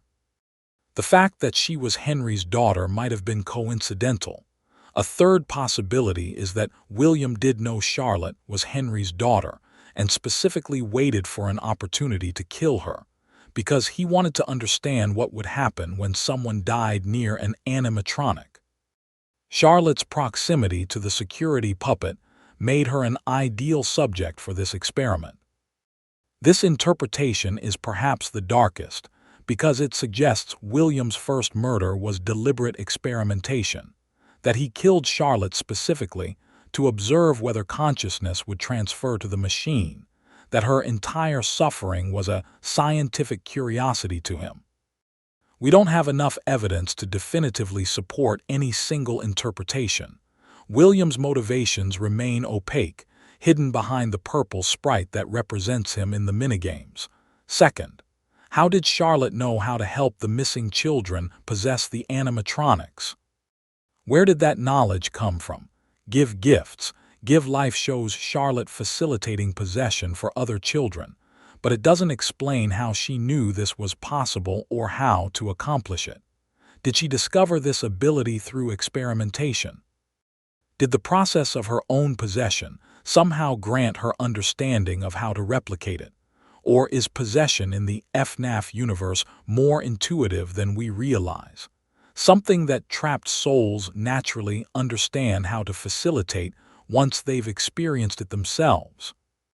The mechanics of possession remain frustratingly vague throughout the franchise. We see the results: souls inhabiting animatronics, consciousness persisting in machinery, but we rarely see the process itself depicted in detail. Charlotte's role in creating the other possessed animatronics suggests she had some form of knowledge or ability that the murdered children lacked. Otherwise, they would have possessed the suits on their own without needing her intervention. Perhaps the answer lies in the nature of the puppet itself. The security puppet was designed to protect Charlotte, and when she possessed it, that protective programming merged with her consciousness. The result might have been an entity uniquely capable of helping others, of facilitating the kind of transformation she herself had undergone. This would make Charlotte's possession fundamentally different from the others, not just in clarity and awareness, but in capability. She became something the other souls couldn't become: a bridge between death and continued existence, a facilitator who could guide others through the transition she'd experienced. Third, what exactly happened to Charlotte in Pizzeria Simulator's fire? Was she truly freed, or did some part of her persist? Henry's speech promises release. The fire is meant to free the trapped souls, to end their suffering, to allow them to finally rest. But Ultimate Custom Night suggests Charlotte didn't move on, that she chose to remain in some form to ensure William faced eternal punishment. These two narrative beats seem contradictory. Either Charlotte was freed or she wasn't. Either Henry's plan worked or it didn't. Unless the answer is more complex. Perhaps Charlotte was freed from the physical machinery, released from the puppet's body, but chose to persist in some non-physical form specifically to maintain William's prison. This would mean she's no longer trapped, no longer suffering, no longer bound to machinery, but also not fully at rest. She's in some liminal state, free enough to have made a conscious choice, bound enough to remain connected to the world. This interpretation allows for both Pizzeria Simulator's promise of release and Ultimate Custom Night's suggestion of continued presence. Charlotte isn't trapped anymore, but she's not gone either. She's watching, waiting, ensuring that William never escapes. Fourth, why doesn't Charlotte appear in the modern era games? If her consciousness could persist through the fire, why doesn't it persist into the Pizzaplex era? Several possibilities exist. Perhaps Charlotte's persistence was temporary, tied specifically to William's purgatory in Ultimate Custom Night, and once that purpose was fulfilled, she truly moved on. Or perhaps Charlotte is present in the modern era but unrecognizable, her influence so subtle or so transformed that we don't identify it as her. Or perhaps the modern era represents a world that has genuinely moved beyond Charlotte's reach, where the forms of horror and possession have evolved into digital and AI-based threats that she can't interact with using the methods available to her. Each explanation is plausible. None is confirmed. Charlotte's absence from the modern games remains one of the franchise's most conspicuous mysteries. Fifth, what was Charlotte's relationship with the other possessed children? Did she maintain connections with them, or was she isolated even among fellow victims? The games show Charlotte helping the children possess the animatronics, but they don't depict ongoing relationships between her and them. Did the puppet interact with Freddy, Bonnie, Chica, and Foxy? Did Charlotte maintain some form of communication or connection with the souls she'd helped? Or was she as isolated among the possessed animatronics as she was in her initial imprisonment, unable to truly connect with the children she'd saved because their consciousnesses were too fragmented, too confused, too different from her own clarity? Happiest Day suggests some form of community among the victims, a gathering where they all achieved release together. But whether this represents ongoing relationships or a one-time event remains unclear. Understanding Charlotte's potential isolation among even those she helped would add another layer of tragedy to her story. She spent decades helping others, protecting them, ensuring they had voices and vessels, but perhaps she remained alone throughout all of it, unable to form genuine connections with anyone. These unanswered questions keep Charlotte's story alive in the community's imagination. They provide space for continued theorizing, for new interpretations, for discoveries that might emerge from future games or books or Scott Cawthon interviews. The community's interpretation of Charlotte Emily has evolved significantly over the years. And examining these theories reveals not just how players understand her character, but how our collective comprehension of the Five Nights at Freddy's universe has deepened with each revelation, each new piece of evidence, each recontextualization of events we thought we understood. When Five Nights at Freddy's 2 first released in November of 2014, the puppet was simply another threat, another animatronic to manage. The music box mechanic was innovative and created tension, but most players didn't immediately recognize the deeper significance of what they were encountering. The puppet was creepy, unsettling in a way that was different from the other animatronics. The slow, deliberate approach. The black eyes with white pupils. The tear-streaked face. The way it seemed to be watching you even when it wasn't actively attacking. But the community didn't yet understand who the puppet was or what it represented. That understanding came gradually, pieced together through minigames and hidden details. The Take Cake to the Children minigame showed a child being murdered outside a location while Freddy attempted to serve cake to other children inside. The Give Gifts, Give Life minigame depicted the puppet helping dead children possess animatronics. These fragments began forming a picture. The puppet wasn't just another haunted animatronic. It was something different, something more aware, something with a purpose beyond simple haunting. The first major theory that gained traction was that the puppet was possessed by the first victim of William Afton's killing spree. This victim helped the others, gave them the ability to persist and fight back, and served as a kind of leader or guardian among the possessed animatronics. This interpretation was correct as far as it went, but it lacked the personal dimension that would later be revealed. The community understood the puppet's role, but not yet the identity of the soul within it. The revelation that the puppet was possessed by Charlotte Emily, Henry's daughter, came later through accumulated evidence and Scott Cawthon's confirmation in various interviews, and through the novel trilogy's release. This revelation transformed how the community understood the puppet's story. Suddenly, this wasn't just the first victim helping subsequent victims. This was Henry Emily's daughter, the child of William Afton's business partner, someone whose death represented not just another murdered child, but a fundamental betrayal of the partnership that created Freddy Fazbear's Pizza.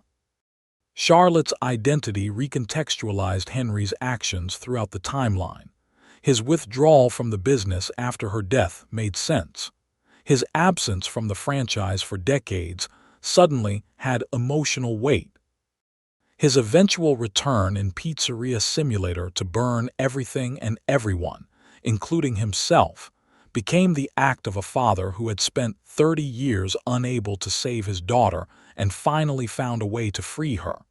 The community's understanding of Henry shifted dramatically with this context. He went from being a peripheral figure, a name mentioned in passing, to being one of the franchise's most tragic characters.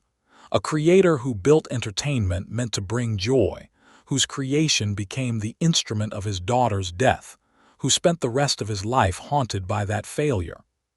Charlotte's story gave Henry's story meaning, and Henry's story gave Charlotte's story emotional depth.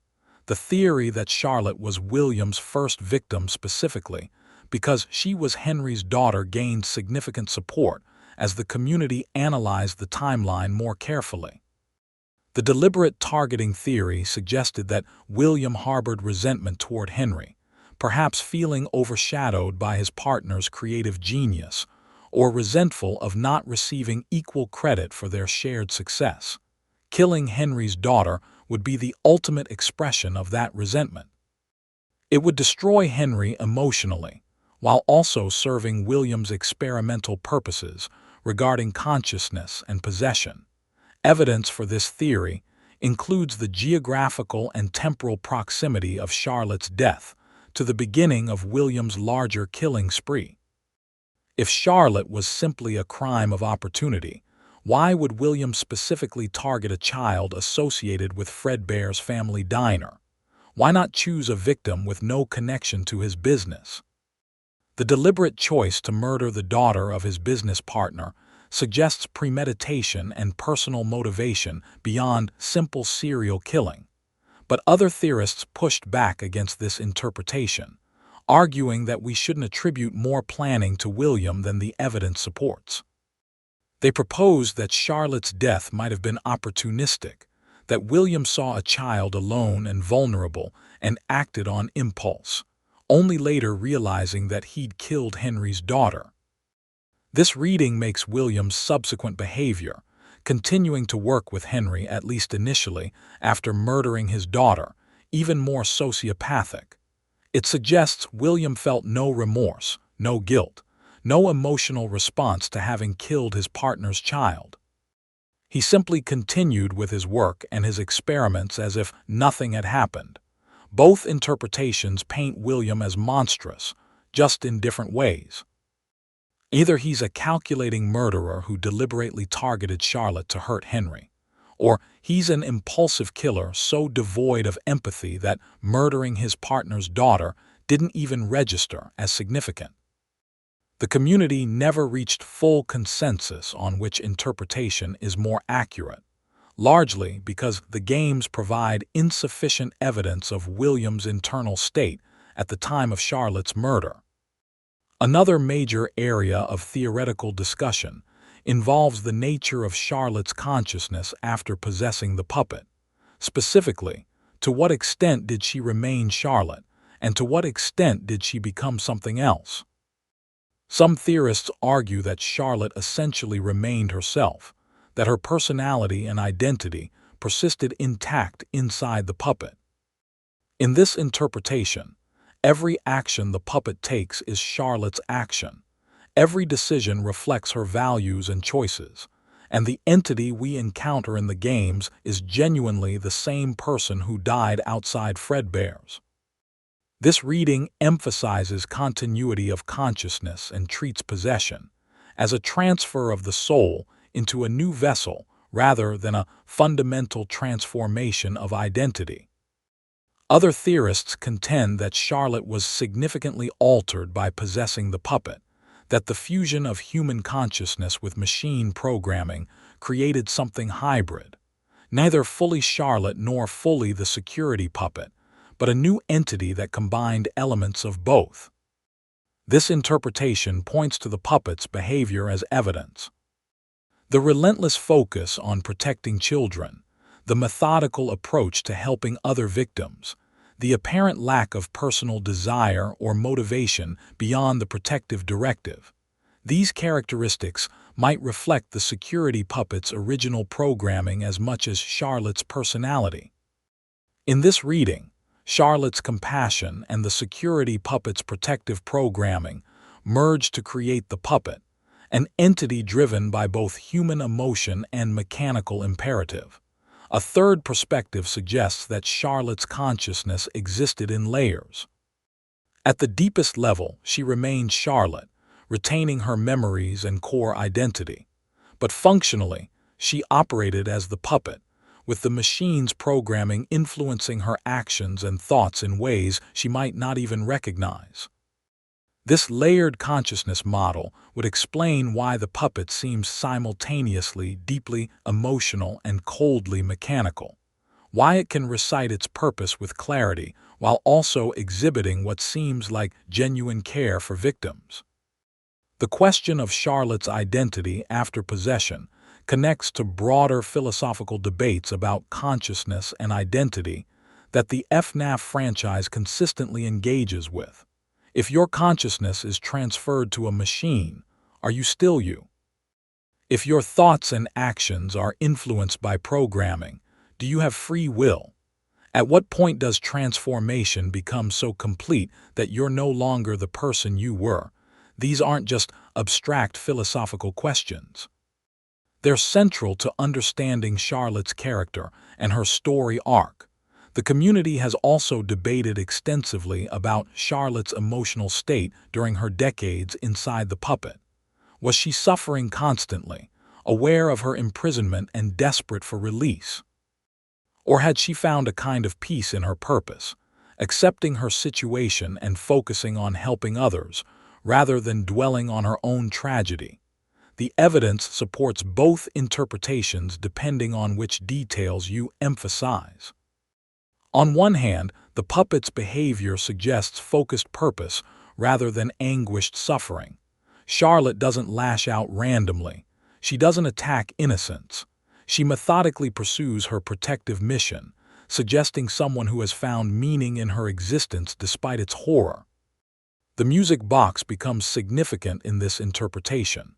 The melody that keeps the puppet calm might represent Charlotte's way of maintaining her sanity, a connection to childhood and innocence and the life she should have had.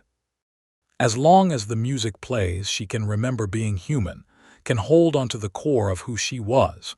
When the music stops, she emerges not out of rage but out of necessity. She needs to check, to ensure, to protect. The absence of music means something might be wrong, and she can't allow anything to be wrong when children's safety is at stake. This reading paints Charlotte as someone who has made peace with her situation as much as anyone could, who has transformed suffering into purpose, and found a way to continue existing that doesn't destroy her completely. On the other hand, there are hints of deeper pain. The tears on the puppet's face aren't just decorative. They represent Charlotte's grief, her ongoing sorrow, the emotional weight of decades spent unable to truly live or truly die. Happiest Day suggests that Charlotte wanted release, that she wasn't content to remain the puppet forever, that being freed was something she desired even after spending so long focused on helping others. Henry's speech in Pizzeria Simulator acknowledges Charlotte's suffering explicitly. "I couldn't save you then, so let me save you now." He's not just freeing her from physical imprisonment. He's ending her suffering, suggesting that Charlotte was indeed in pain throughout her existence as the puppet. This interpretation paints Charlotte as someone enduring tremendous ongoing trauma, someone who channeled that pain into helping others but never stopped hurting, never stopped wanting to be released from the mechanical prison her body had become. The truth is probably somewhere between these extremes. Charlotte likely experienced both purpose and pain, both acceptance and longing for release, both peace in her mission and anguish at her situation. Human consciousness is complex enough that contradictory emotional states can coexist. Charlotte could have found meaning in protecting children while simultaneously suffering from her imprisonment. She could have accepted her role while still hoping for eventual freedom. She could have been both at peace and in pain. The community's discussion of Charlotte's emotional journey reflects the sophistication with which FNAF engages with trauma and consciousness. Charlotte isn't simply a victim frozen at the moment of death. She's a character who continued to exist, to develop, to make choices over decades. Her emotional state would have evolved during that time, shifting as circumstances changed and as she processed her experience. Another significant area of theoretical discussion involves Charlotte's relationship with William Afton, and whether she specifically sought revenge against him or focused primarily on protecting other children. The evidence is somewhat contradictory. The puppet appears in games where William is present, suggesting some form of pursuit or confrontation, but the puppet's behavior doesn't seem primarily motivated by vengeance. Charlotte helps children. She protects. She facilitates possession so that victims can persist and potentially find their killer. But she doesn't actively hunt William the way the other animatronics do. She's not driven by rage and the need for revenge. She's driven by compassion and the need to protect. Some theorists argue that Charlotte deliberately positioned herself as different from the other victims, that she chose to focus on helping rather than hunting because she understood that revenge wouldn't actually solve anything. William would remain a monster whether she attacked him or not. But children could be helped, victims could be given voices, protection could be offered. This interpretation makes Charlotte extraordinarily mature and selfless, someone who consciously chose the harder path of compassion over the emotionally satisfying path of revenge. Other theorists contend that Charlotte's lack of focus on William wasn't a choice but a limitation. Perhaps her consciousness was so thoroughly merged with the security puppet's protective programming that she literally couldn't prioritize revenge. The machine's directive to protect children overrode any personal desire for vengeance. In this reading, Charlotte might have wanted revenge but been unable to pursue it because her mechanical nature constrained her actions. A third perspective suggests that Charlotte did pursue William, but indirectly. By helping the other children possess animatronics, she created a situation where William would eventually face consequences. She weaponized the victims, turning them into hunters who would pursue their killer with single-minded determination. Charlotte's revenge was collaborative rather than personal. She ensured that William would be haunted by his victims, that he would face the accumulated rage of every child he murdered, that his crimes would literally follow him forever. This interpretation credits Charlotte with sophisticated strategic thinking. She understood that she alone couldn't stop William, but a collection of possessed animatronics could. So she created that collection, transforming individual tragedies into collective justice. The community remains divided on which interpretation best fits the evidence. Charlotte's motivations, like so many aspects of her character, remain somewhat opaque, open to multiple readings. What's consistent across all interpretations is the recognition that Charlotte was fundamentally different from the other victims. Where they were consumed by rage and confusion, she retained clarity and purpose. Where they lashed out indiscriminately, she acted with intention. Where they were tragic figures trapped by their deaths, she was a tragic figure who transformed her death into a mission. This distinction makes Charlotte the moral center of the original FNAF saga. She represents what compassion looks like when tested by the most extreme circumstances imaginable. She's proof that kindness can survive even death, even decades of imprisonment, even the horror of becoming something you never chose to be. Let's examine some of the specific design choices Scott Cawthon made with the puppet character, because these choices reveal intentional storytelling decisions that help us understand Charlotte's role in the franchise. The puppet's physical design is immediately distinctive. Unlike the other animatronics, which are designed to be appealing to children, the puppet is unsettling. The elongated limbs, the stark black and white color scheme, the simplified face with its permanent smile and tear tracks, everything about the design communicates something uncanny. This aesthetic choice reflects the puppet's nature. Charlotte isn't trying to be appealing. She's not performing entertainment. She's pursuing her protective mission, and her appearance reflects that singular focus. The tears are particularly significant. They're the most obvious emotional element of the design, a constant reminder that the puppet is a tragic figure, that whoever inhabits this machine has suffered and continues to suffer. But the tears also create a visual paradox. The puppet's face is smiling, frozen in an expression of joy or contentment, yet tears stream from its eyes, suggesting sorrow and pain.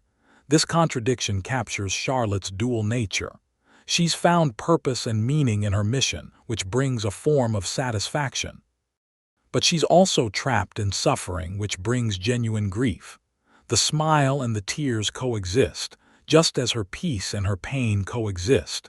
The puppet's movement is also distinctive. In FNAF 2, when the puppet emerges from the prize corner, it doesn't walk or crawl like the other animatronics. It glides, floating through the building with an almost supernatural quality. This movement style reinforces the puppet's difference from the other animatronics, where they are bound by mechanical limitations, constrained by their physical construction. The puppet seems to transcend those limitations. It moves like a ghost, like something that exists partially outside physical reality. This design choice might reflect Charlotte's nature as the first victim, the one whose possession established the template for all the others. She's more integrated with her vessel, more capable of manipulating it in ways that defy its original construction. Or it might simply be a visual representation of Charlotte's purpose. She's not bound by normal rules.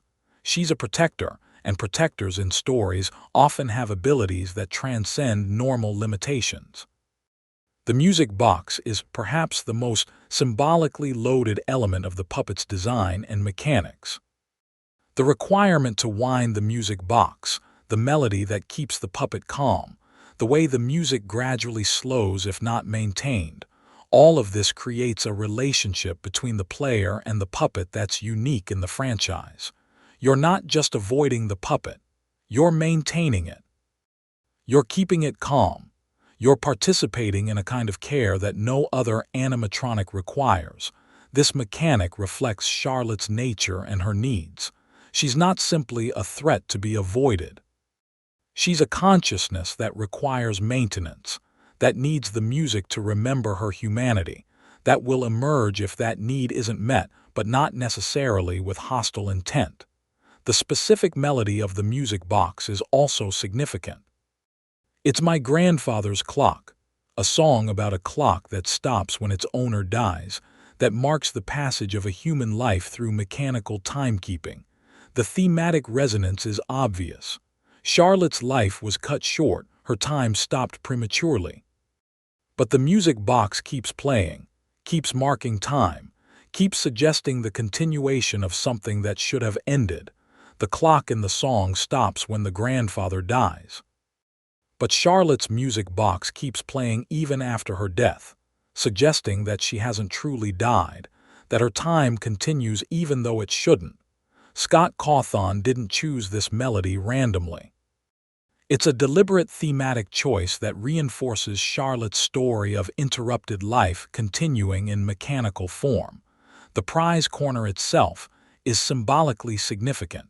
It's a room filled with toys, with objects meant to bring joy to children, with prizes that represent reward and celebration.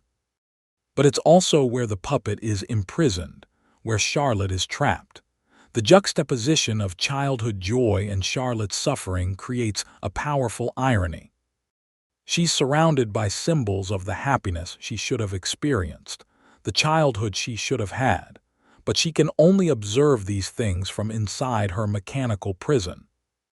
The prize corner becomes a kind of memorial to Charlotte's stolen childhood, a room that simultaneously celebrates children and mourns the child who can never truly be one again.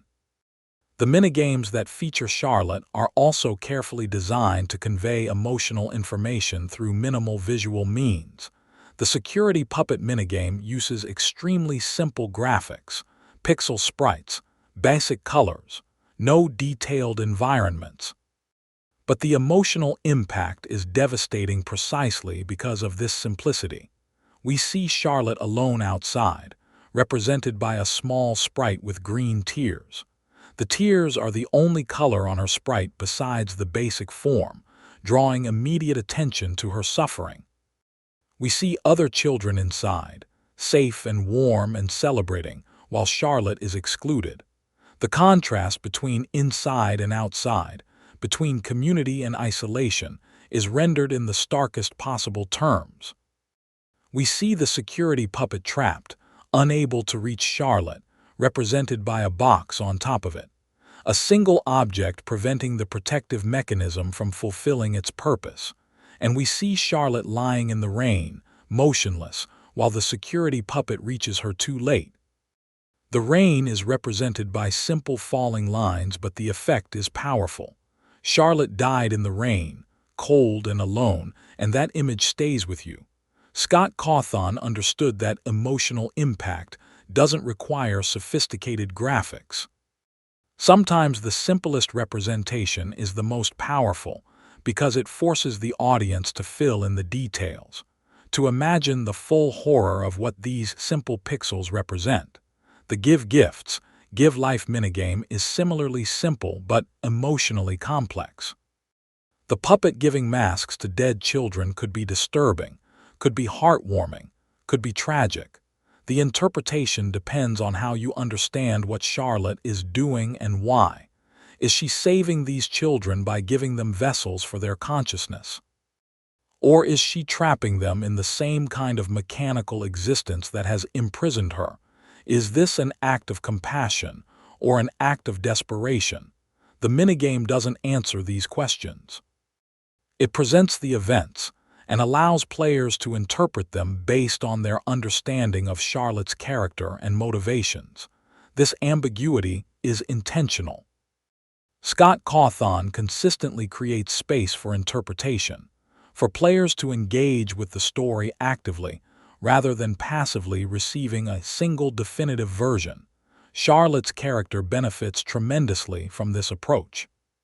She's complex enough that different players can emphasize different aspects of her personality and motivations, and arrive at different but equally valid understandings of who she is and what she represents. The voice acting for the puppet when it does speak in later games is also carefully crafted to convey Charlotte's nature. The voice is feminine but not childlike. It's measured, calm, purposeful. There's emotion in it, but controlled emotion, not the wild rage or confusion that characterizes other animatronics. This vocal characterization reinforces that Charlotte retained her clarity and awareness, that she's operating with full consciousness and intention, rather than as a fragmented ghost driven by base impulses.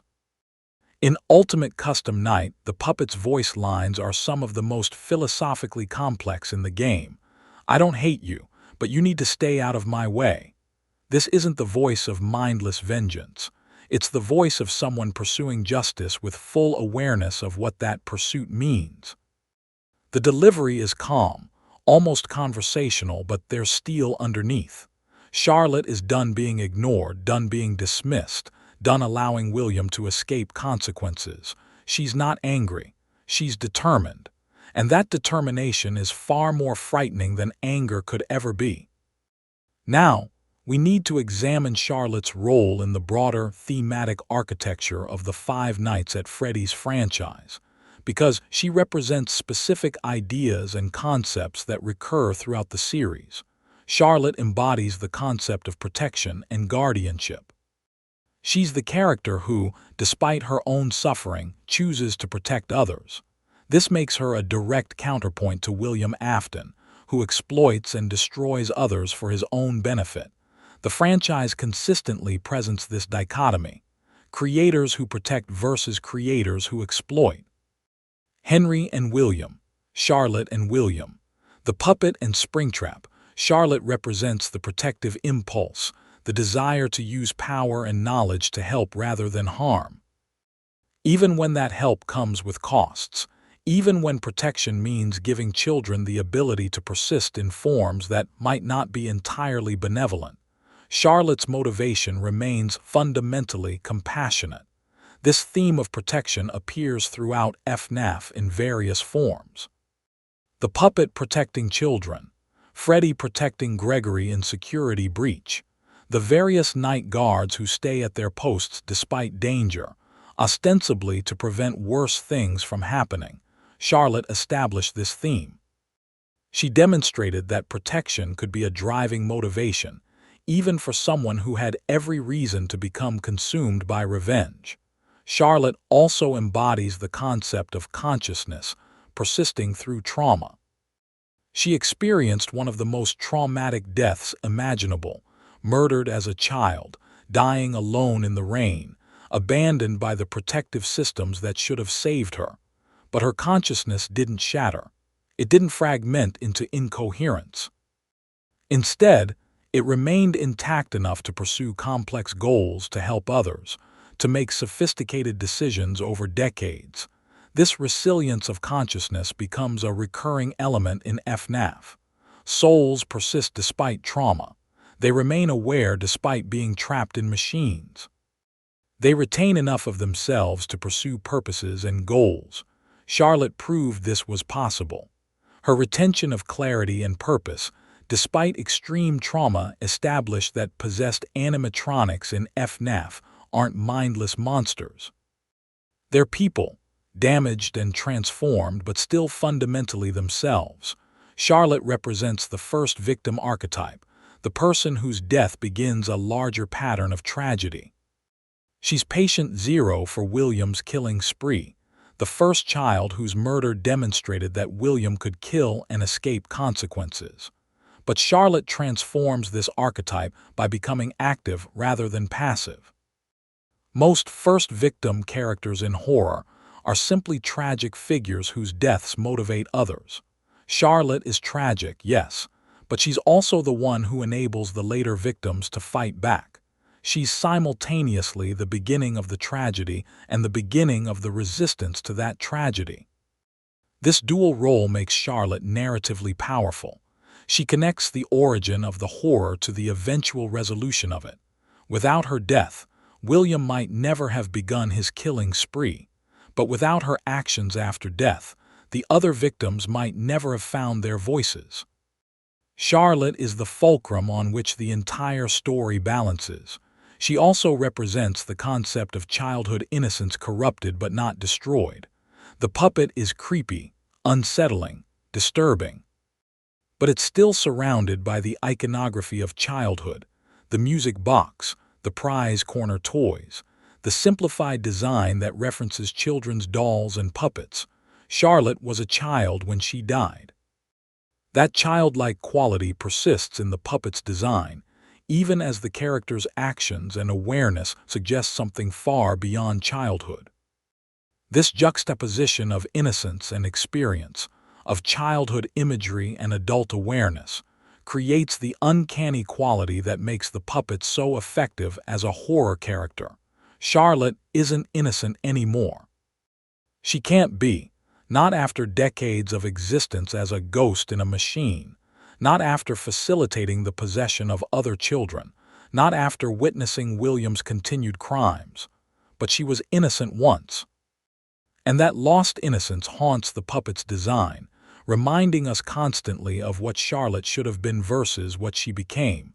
This theme appears throughout FNAF. Children's entertainment corrupted into horror, childhood spaces transformed into death traps. Innocence twisted but still recognizable beneath the corruption. Charlotte embodies this theme more completely than perhaps any other character.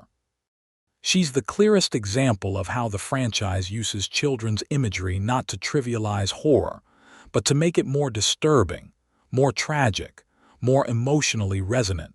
Finally, Charlotte represents the question of whether good can survive in systems designed for evil.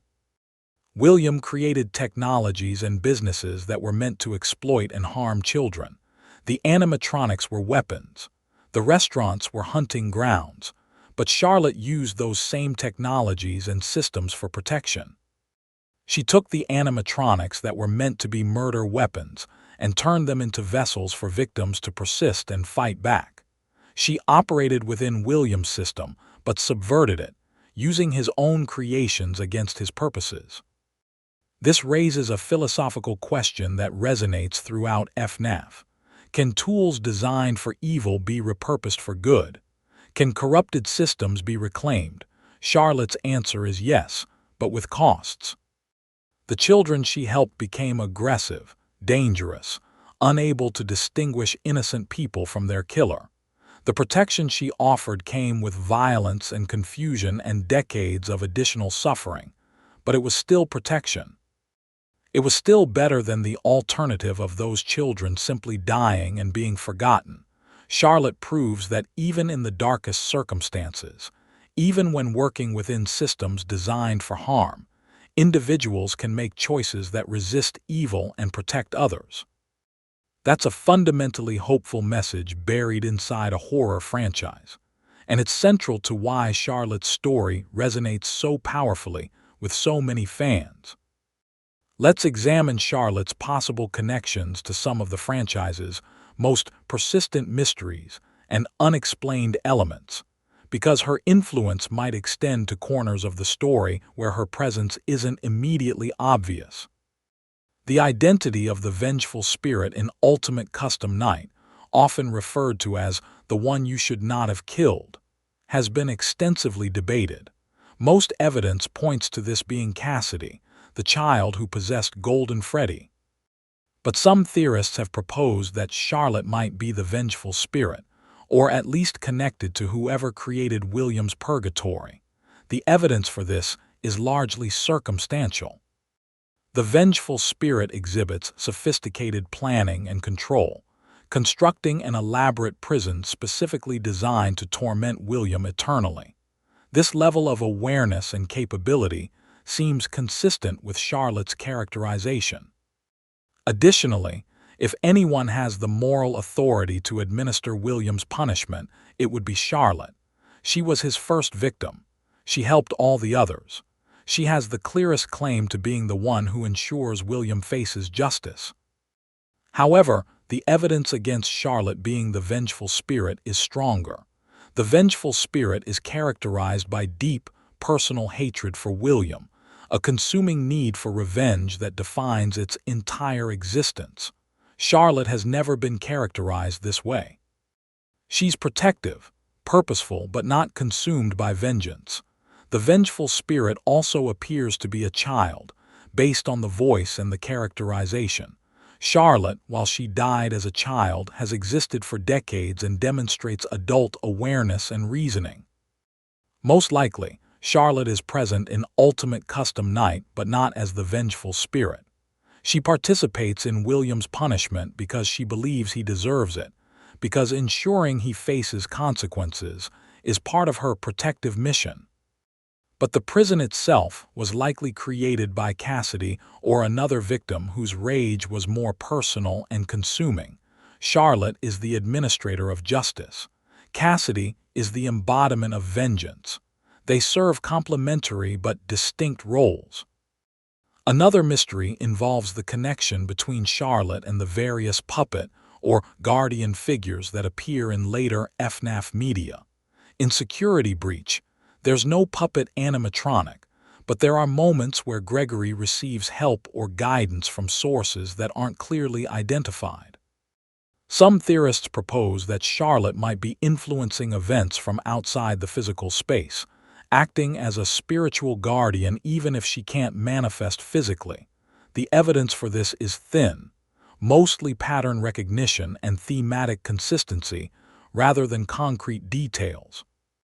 But it's worth noting that if Charlotte's consciousness can persist beyond physical form, if she can exist as something more than just a possessed animatronic, then her influence might be subtler and more pervasive than direct appearances suggest. She might be working through systems, through digital spaces, through the very architecture of the Pizzaplex itself, to help Gregory the way she helped the missing children decades earlier. This interpretation allows for Charlotte to remain active and relevant even in games where the puppet doesn't appear. She's not gone. She's simply operating differently, adapted to a new technological environment. But this remains speculative. Without concrete evidence, we can't claim Charlotte is present in Security Breach or other modern games. We can only note the thematic resonances and acknowledge the possibility. The puppet's mask appearing in various locations throughout the franchise might also be significant. In FNAF 3, the puppet mask can be seen in certain minigames. In Pizzeria Simulator, it's among the masks that can be purchased for the pizzeria. These appearances might be purely cosmetic, references to an iconic character for the benefit of players. Or they might suggest Charlotte's continued symbolic presence, her image persisting even when she herself might not be active. Masks in FNAF are symbolically loaded objects. They represent identity, transformation, concealment. The puppet mask appearing in various contexts might suggest Charlotte's influence or legacy continuing through the timeline, even if she herself has moved on. Alternatively, the masks might be literal remnants. If Charlotte's agony imprinted onto the physical puppet mask, then copies of that mask might carry traces of her emotional energy, creating weak hauntings or subtle influences wherever they appear.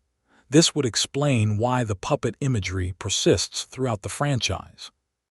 It's not just Charlotte herself, but the emotional imprint she left on the world, copies and echoes of her presence that continue manifesting long after her consciousness moved on. The relationship between Charlotte and Golden Freddy is another area rich with speculative connections.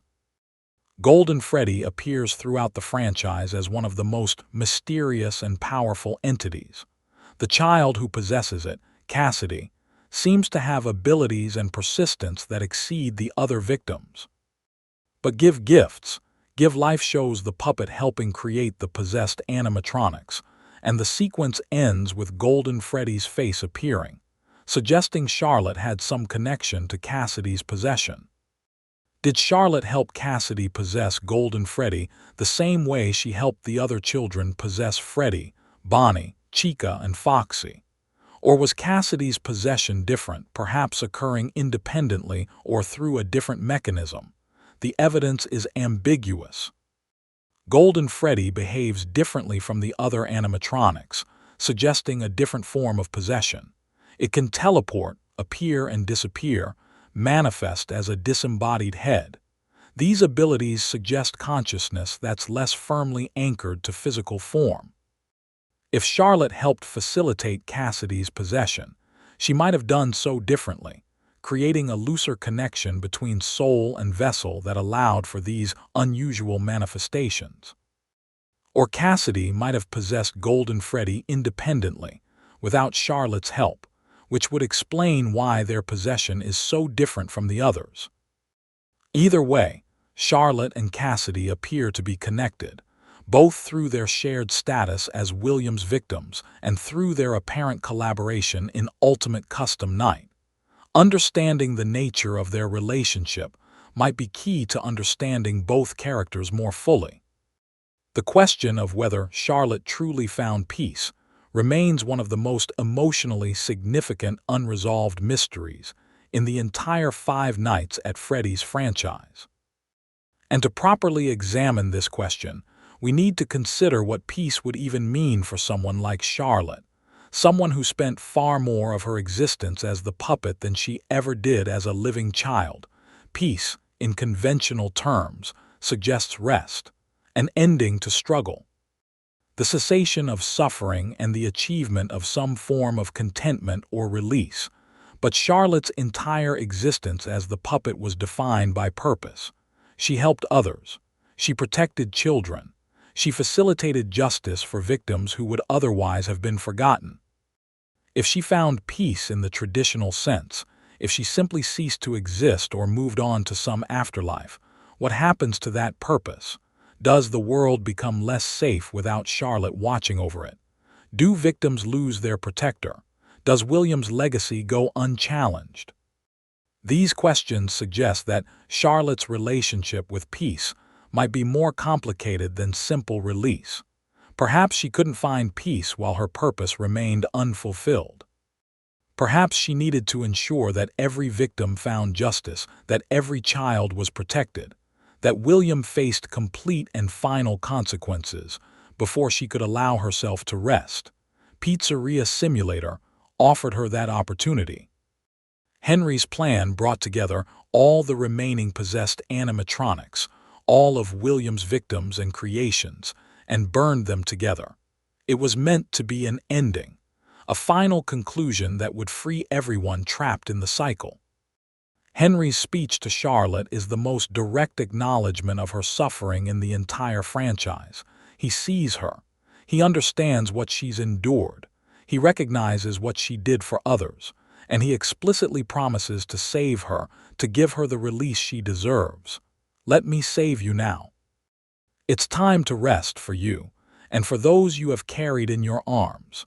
These words suggest that Charlotte's release was tied to the release of the children she helped. She couldn't rest while they remained trapped. But if Henry's fire freed them, if it ended their suffering and allowed them to move on, then Charlotte could finally rest as well. The imagery of Happiest Day supports this interpretation. The masks falling away, the children fading, the sense of completion and closure, all of it suggests that Charlotte and the others achieved release together. She carried them in her arms, as Henry said. And when they were finally freed, she was freed with them. This is the hopeful reading. Charlotte's story has a definitive ending. She suffered tremendously, but she also accomplished something meaningful. She helped others. She protected children. She ensured that victims weren't forgotten. And when her purpose was complete, she found peace. It's a satisfying narrative arc. A tragic character who transformed suffering into purpose and eventually achieved release when that purpose was fulfilled. But Ultimate Custom Night complicates this reading significantly. If Charlotte appears in Ultimate Custom Night, if she's actively participating in William's torment, then she didn't find peace in Pizzeria Simulator's fire. She chose to remain, to continue her mission, to ensure that William faced eternal consequences. This interpretation is darker but perhaps more consistent with Charlotte's characterization. She's not someone who would simply abandon her responsibility. She wouldn't rest while William still posed a threat, even a contained threat in purgatory, so she stayed. Not because she was trapped, but because she chose to stay. Because someone needed to maintain William's prison, and she was willing to bear that burden. This reading transforms Charlotte's story from a tragedy with a hopeful ending into a tragedy with an ambiguous ending. She achieved her immediate goals. The children were freed, William faced consequences. But she didn't achieve personal peace. She sacrificed that peace to ensure the protection continued. It's heartbreaking and heroic simultaneously. Charlotte remains the protector, even when protection means denying herself the rest she deserves. But there's a third possibility that reconciles these seemingly contradictory endings. Perhaps Charlotte was freed from her physical imprisonment in Pizzeria Simulator, but chose to persist in a non-physical form specifically to maintain William's punishment. In this interpretation, she's no longer suffering the way she did when trapped in the puppet's body. She's not bound to machinery anymore. She's achieved a form of release from that specific torment, but she retained enough consciousness and agency to participate in Ultimate Custom Night, to ensure William remains imprisoned, to continue her protective mission in a new form. This would mean Charlotte found partial peace. She's no longer in pain, no longer trapped, no longer enduring the daily horror of mechanical existence. But she's also not completely gone, not entirely at rest, because her sense of responsibility wouldn't allow complete cessation while William existed in any form. She's in a liminal state, free enough to have made a choice. present enough to act on that choice, at peace enough not to be suffering, active enough to continue protecting. This interpretation feels most consistent with Charlotte's character as we understand it. She's someone who would find a way to balance her own needs with her sense of responsibility, who would accept partial peace if complete peace meant abandoning her purpose. The question then becomes, is this liminal state sustainable? Can Charlotte maintain this balance indefinitely, or will she eventually need to choose between complete rest and complete presence? And if she does need to choose, which would she select? The franchise hasn't answered these questions. Charlotte's ultimate fate remains deliberately ambiguous, allowing different players to find different conclusions based on their understanding of her character and what they want her story to mean. For some, Charlotte found peace in Pizzeria Simulator's fire. Her story concluded. She earned her rest after decades of suffering and service. For others, Charlotte continues watching, continues protecting, continues ensuring that William faces consequences and that new victims receive help if needed. Both interpretations are valid. Both are supported by evidence. Both reveal different aspects of Charlotte's character and different thematic emphases. Perhaps the ambiguity itself is the point. Charlotte exists in the space between endings, between rest and responsibility, between peace and purpose. She's neither fully gone nor fully present, neither completely at peace nor completely active. She's the puppet in the most metaphorical sense, still connected to the world by strings of responsibility and compassion, but no longer fully controlled by the mechanisms that once imprisoned her. It's a fitting conclusion for a character who spent her entire existence navigating liminal spaces, between life and death, between human and machine, between victim and protector. Let's examine what Charlotte's story reveals about the franchise's central themes and what her character contributes to Five Nights at Freddy's lasting impact. At its core, FNAF is about consequences. Actions have results that persist far beyond the initial event. William's murders didn't just kill children. They created haunted animatronics that pursued him for decades. Henry's creations didn't just entertain. They became vessels for tragedy. Every choice ripples forward through time, creating effects that the original actors never anticipated. Charlotte embodies this theme completely. Her death was a single event, a moment of violence in the rain, but the consequences of that death shaped the entire timeline. She became the puppet. She helped other victims. She transformed the nature of possession in the FNAF universe. She created the conditions for William's eventual downfall. One murder outside a restaurant led to decades of haunting, multiple games worth of horror, and the eventual destruction of everything William built.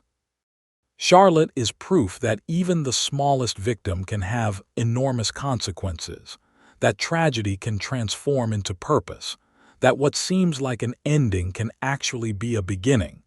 The franchise is also about the persistence of consciousness and identity through radical transformation. Characters in FNAF don't simply die. They continue in altered forms as possessed animatronics or digital entities or fragments of agony imprinted on objects. Charlotte experienced perhaps the most complete version of this transformation. She went from living child to ghost in a machine to something that might transcend physical form entirely. Each stage of transformation changed her, altered her capabilities and limitations, but some core essence persisted. She remained Charlotte through all of it. Her compassion survived death and mechanical imprisonment. Her sense of purpose persisted through decades of isolation. Her identity proved more resilient than the physical forms that contained it. This suggests something fundamental about consciousness in the FNAF universe. Identity isn't dependent on biology or even continuity of physical form. It's something more essential, more persistent, more capable of surviving radical change. Charlotte proves this. She's the clearest example of consciousness transcending its original vessel while maintaining continuity of self. FNAF is also deeply concerned with the relationship between parents and children, specifically how parental choices affect children and how children respond to parental failure. Charlotte's story is defined by her father's failure to protect her. Henry created the security puppet specifically to keep her safe, but that protection failed. Charlotte died because her father's mechanical solution to a human problem proved inadequate. But Charlotte didn't respond to this failure with resentment or rage toward Henry. Instead, she became what Henry tried to create, a protector. She took on the role that the security puppet was supposed to fulfill, protecting other children, ensuring their safety even at the cost of her own peace. In death, Charlotte completed her father's mission.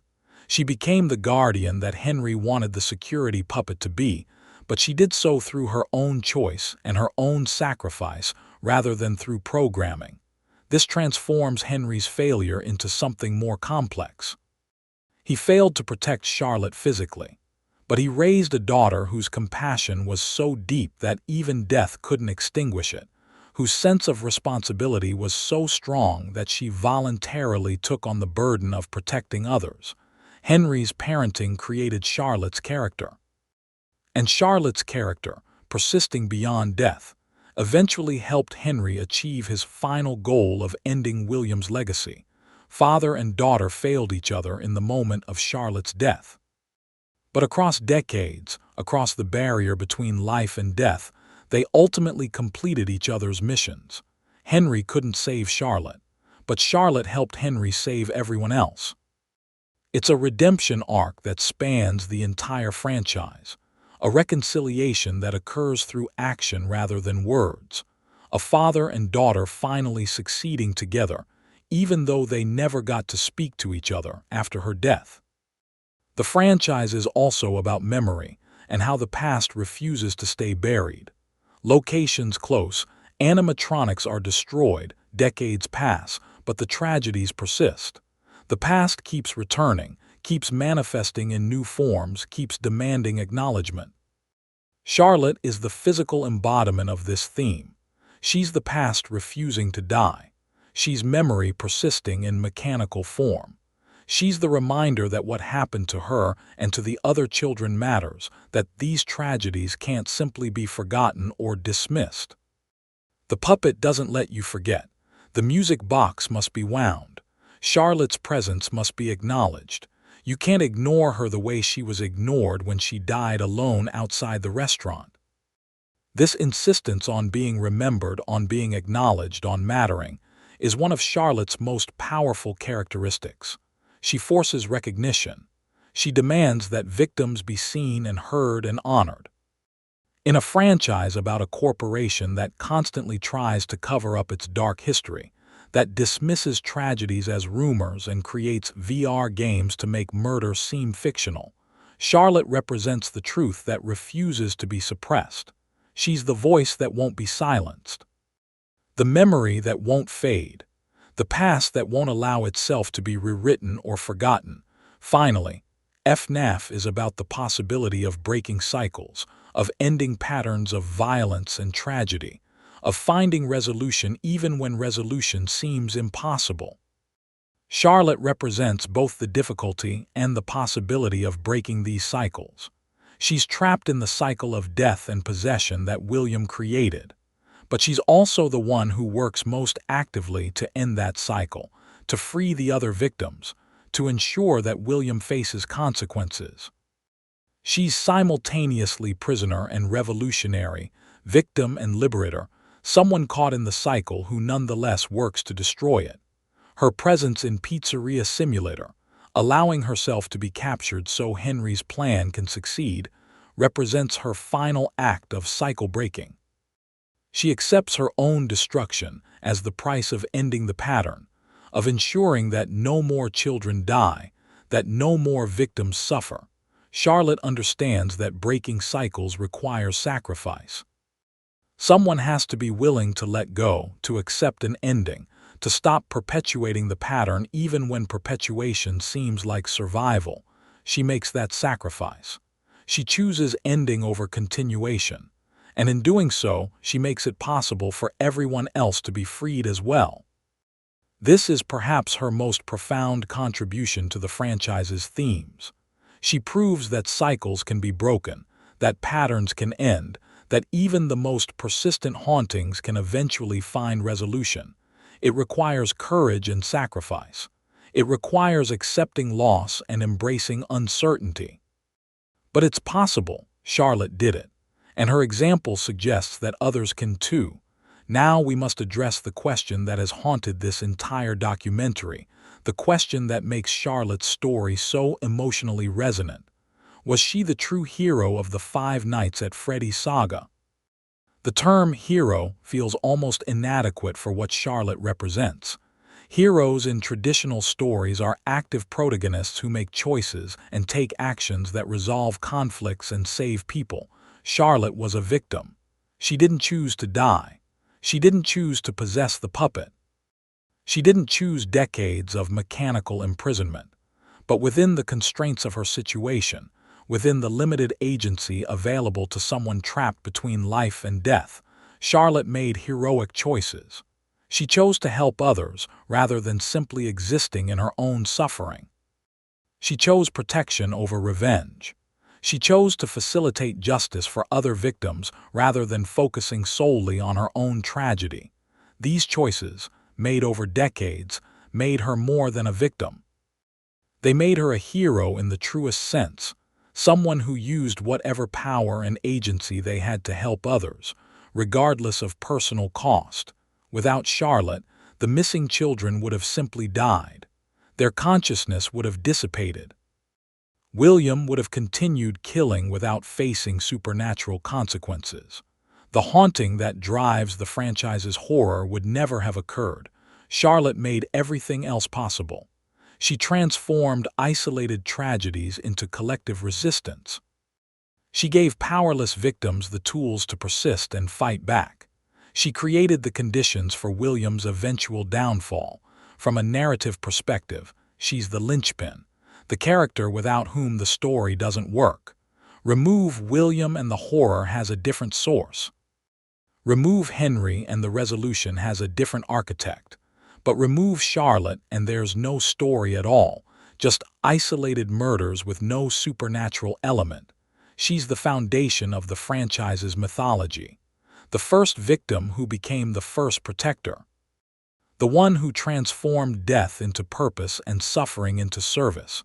But calling Charlotte the hero also feels like it diminishes what she endured. Heroes typically get recognition, gratitude, triumph. Charlotte got decades of imprisonment and ultimate destruction in a fire. She's a tragic hero.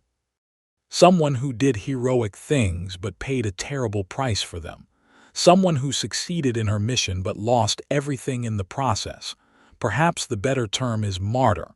Someone who suffered and sacrificed for a greater purpose. Someone whose pain became meaningful through the good that emerged from it. Charlotte is the martyr at the center of the FNAF story. The one whose suffering enabled others to find justice.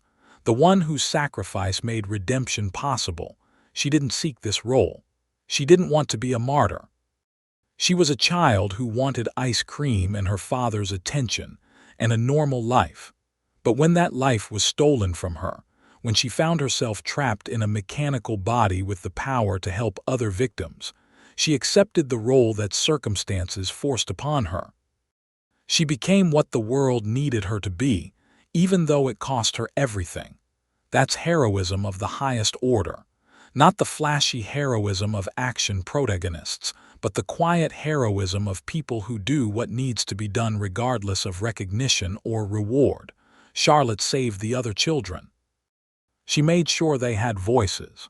She ensured they could pursue justice against their killer. She maintained her vigil for decades, protecting and helping and facilitating resistance against William's evil. And then, when the time came, she allowed herself to be destroyed so that everyone, including herself, could finally be free. If that's not heroism, nothing is. But Charlotte's heroism is complicated by the costs it imposed. The children she helped became violent, aggressive, dangerous to innocent people. Night guards died because possessed animatronics couldn't distinguish between William Afton and random employees. Did Charlotte know this would happen when she helped the children possess the animatronics? Did she understand that giving them vessels for continued existence would also give them the capacity to harm innocents? The games don't tell us. But the question troubles Charlotte's heroic narrative. A hero who creates collateral damage, whose solution to one problem creates other problems, whose good intentions lead to unintended suffering. This is the complexity that makes Charlotte such a compelling character. She's not a perfect hero. She's someone doing the best she can with impossible choices, making decisions that have both positive and negative consequences, trying to help in a situation where every option carries costs. She's human in that way, even after death, even inside a machine. She makes choices based on incomplete information. She does what seems right without being able to predict all the consequences. She tries to help and sometimes causes harm in the process. This fallibility makes her heroism more meaningful, not less. She's not an infallible savior. She's a person or the ghost of a person doing her best in terrible circumstances, and her best was remarkable. Flawed, yes, costly, absolutely, but remarkable nonetheless.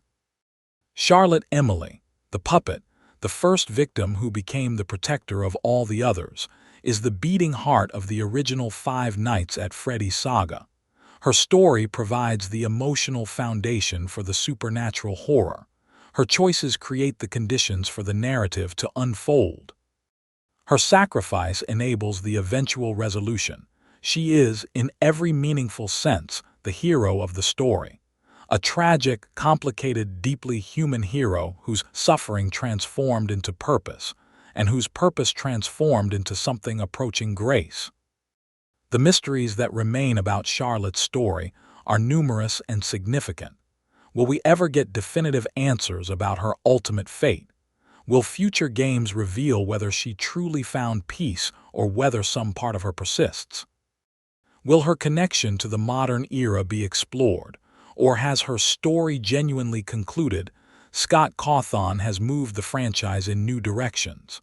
The Mimic, the Pizzaplex, the digital hauntings, all of this represents a different era of FNAF with different concerns and different characters. Charlotte might be finished as an active presence in the narrative. Her story might be complete, a closed chapter that provides foundation for what comes next, but doesn't require continued exploration. Or she might return. The franchise has a pattern of bringing back seemingly concluded elements in unexpected ways. Charlotte could reappear in new forms, could be revealed to have influenced events we didn't realize she was involved in, could provide crucial context for understanding the modern era. We don't know. And that uncertainty is part of what keeps her story alive in the community's imagination. What we do know is this: Charlotte Emily was a child who deserved a full life and didn't get one. She was murdered by her father's business partner outside her father's restaurant while a machine designed to protect her failed in its purpose. She died alone and afraid in the rain. But she didn't stay dead. And she didn't stay alone. She became the puppet. She helped other victims. She protected children. She ensured that tragedies weren't forgotten and that villains faced consequences. She transformed personal tragedy into collective resistance. She turned suffering into service. She found meaning in the most meaningless of situations. And eventually, whether in fire or in choosing to maintain William's prison, or in some form we haven't yet seen, Charlotte concluded the mission she never asked for but accepted anyway. She was the first victim, the eternal protector, the one who gave gifts and gave life to those who had lost both. She was Charlotte Emily. She was the puppet, and she was, in the end, the soul that mattered most in the entire Five Nights at Freddy's universe. Not because her suffering was greater than others, though it was immense. Not because her actions were more important, though they were crucial, but because she represented something fundamental about the franchise's view of humanity, that compassion can survive death, that purpose can emerge from tragedy, that individuals, even the smallest and most powerless, can change the course of history through their choices. That a little girl locked outside a restaurant, dying alone in the rain, could become the protector of everyone who came after her. That's Charlotte's legacy. Not just within the FNAF timeline, but within the broader cultural impact of the franchise. She's the reminder that victims are people, that tragedy has consequences, that the past demands acknowledgement, that cycles can be broken but only through sacrifice. She's the tears on the puppet's face, the melody of the music box, the quiet determination that persists when everything else fails. She's the proof that even in the darkest horror story, even in a universe defined by murder and possession and mechanical nightmares, there's room for heroism, for grace, for love that transcends death. Charlotte Emily died decades ago in the rain. But the puppet she became, the protector she chose to be, the hero she never sought to become, that lives on. In the games that continue to explore her universe, in the community that continues to discuss and analyze her story, in the hearts of players who recognize in her tragedy and her triumph something profoundly human. She was the first victim. She became the eternal guardian. And her music box, that simple melody marking time that should have ended but didn't, continues playing, reminding us that some stories don't end, some purposes persist, some souls refuse to rest until their work is complete. Charlotte Emily's work may be finished.